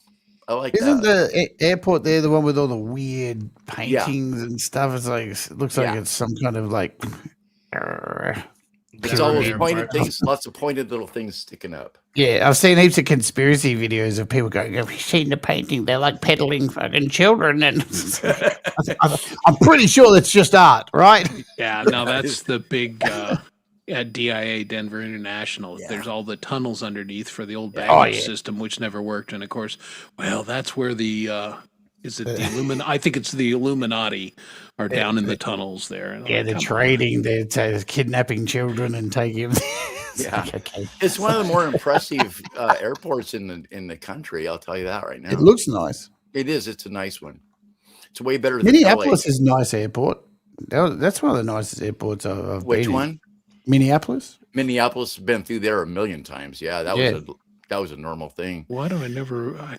I was just there a couple years ago. I don't remember that airport. Gate 7, there's an Indian sandwich shop right there at Gate 7. Oh man, they make the best sandwiches in Minneapolis. All right. Yeah, I met Bernie Leadon there. Bernie Leadon is from Minneapolis. Really? Yeah, I met him at the airport there. Okay. Flew to Seattle on the same plane with him. Well, Melbourne Airport's a shithole. Is So it? we don't even have public transport to our airport here. Yeah, So and that's funny because you guys have such good public transport in a lot of places, but go figure, right? It's yeah, that doesn't make sense. But they just Detroit's- finished that new tunnel thing, right? So they just finished the metro, and they're saying the next project is going to be continuing on this new metro out to the airport, but it's probably going to take 10 years to do it. So yeah, I won't be on this planet by then. So. yeah, I'm trying to think which, like Boston's airport, Logan sucks. Hate Logan. Logan. Yeah. I've been there. Newark is a total shit. It's like a dumpster that they land airplanes at. It's the worst. Don't love Chicago. O'Hare's. Oh, I spent a lot of time there. In fact, I lost my luggage was lost in O'Hare, and I went. Yeah, everyone's everyone's luggage gets lost at O'Hare. Mine ended up in Arizona, and I ended up in the bowels of O'Hare, and where the homeless people live in the very bottom of that place. I'm not kidding. They're homeless people that live down in the bowels of O'Hare. So it's not the Illuminati. No, I don't think so. Detroit's also a pretty bad airport. I mean, it's like nice looking, but it is a fucking nightmare to navigate through the Detroit. Yeah, Detroit. I've only been through there once in the airport, and I don't remember it. What I remember it is I had a connector in Detroit, and they landed me, and I was late, and my big ass was running through the airport. And I'm the last guy on the plane. So, of course, you get the look like, oh, we were waiting for you, asshole. It's like, not my fault, people. The worst airport in the world is here in Melbourne called Avalon Airport. It is fucking, man, I'll see if I can find a picture. It's a shed. It's virtually a shed. That's it. That's the airport right there. Wow. That's it's fantastic. high tech. It is a shed. There it is. It's just a shed here and one runway. And you get all your cheap flights on there with I forget who goes out there, but oh fuck, it's the worst fucking airport I've ever been. And I've been to LAX, and that was a toilet. Yeah, that was pretty bad. LAX sucks. That is probably my least favorite airport. I think It's the worst bad. one I was ever in was Miami. And the reason why is because I walked into a restroom at the gate we were in, and I turned right around and walked out of that restroom because there was feces all over the fucking walls. Nice. Somebody taking and throwing shit everywhere. And it was like, and you walked in there and the smell, and as soon as you smelled the smell, then you looked and it was like, who fucking, I mean, this is just, I never seen anything like that in my life at an airport. You didn't pick it up and play with it? What? And now we just got an insight into James's life. Yeah. What James does for fun when he's not Well, having I his figured- chimneys swept. I figured the shit on the walls was pretty bad, so let's I know somebody who admits that every time they go to a nightclub or like a public toilet, they piss on the sink. Okay. I find that fucking disgusting. Yeah, Anyway, that's weird. and you know what their reason is? I'm not even going to say who they are. You don't know them, but they say when I do it, I just feel giddy in my stomach knowing that the next person's going to come and touch the tap that I just pissed on. I think that's just, you fucking weirdo. What a weird thing to do, eh? That's What a yeah. weirdo. That's a Anyway, little so I weird. stopped doing it 2 years ago, and everything's been fine since. So it was worth the build up for that joke. It really was. I should have been ready on that one. So damn That it. was a I good really- one. Hook, line, and sinker. I was something like that. I was expecting that. You primed that one for me, James. Nice delivery. Oh my. I don't think I told you. When I lived in America, I overstayed. Right? Yeah. And I was so scared. I thought they were Everyone going to come. does. I thought they're going to come and get me. Right? It's probably be a different story now. But yeah, well, it wasn't how it went down. I went there and then turned myself in at the airport. I was such a cockhead. I'm like, I've overstayed by a month. Lock me up. And I was just like, just get on your fucking plane, can you? Fuck off. Yeah, get that. We don't care. Get out. you You're talking leaving now? Fine. Stupid Aussie. Yeah, what the hell? Say hi to Dundee for me. Get out of here. Yeah, right. That's not a knife. Oh, my goodness. Well, boys and girls, I think we are at the end of the line for tonight. I want to thank everybody for being here because it's been big fun. A little Christmas cheer, a little camaraderie before, and I'm sure we'll see each other around a little bit. But I hope everybody has a wonderful holiday, however you celebrate it. And if you don't celebrate it, I hope you can just enjoy a little peace and a little zen and whatever is good for you. But I want to thank Doug for being here. I want to thank Lori, of course, James, Jade Starr, and for myself, Chris Lane Sr. Thank you very much for being here. I'm going to find a Christmas song and play. I think I've got a good one. I think this is our buddy JDL. And I think this is a good reminder for all of us. You better be good, for goodness sake, because Santa Claus is coming to town. He's See you, coming, and not folks. necessarily to town. Maybe down your chimney. Not James's. No. You better watch out, you better not cry, you better not pout, I'm telling you why.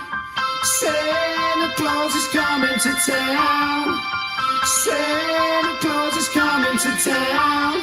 Santa Claus is coming to town. He's making a list, he's checking it twice. He's gonna find out who's naughty and nice.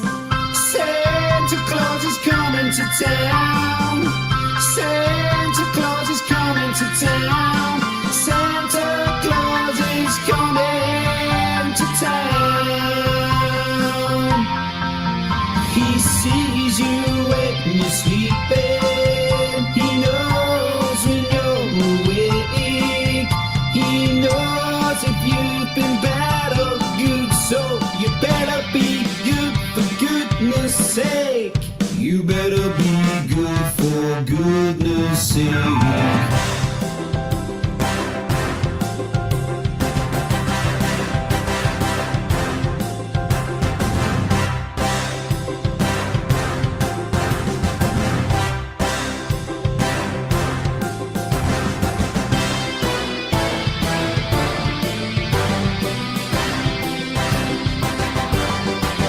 You better watch out, you better not cry, you better not pout, I'm telling you why. Santa Claus is coming to town.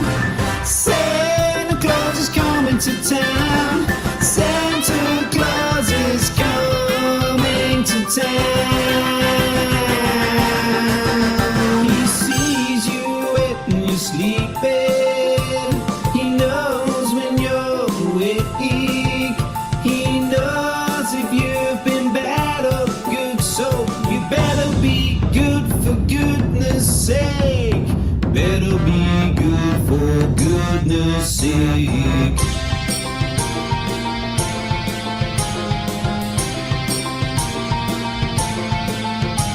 Santa is coming. Santa is coming. Santa Claus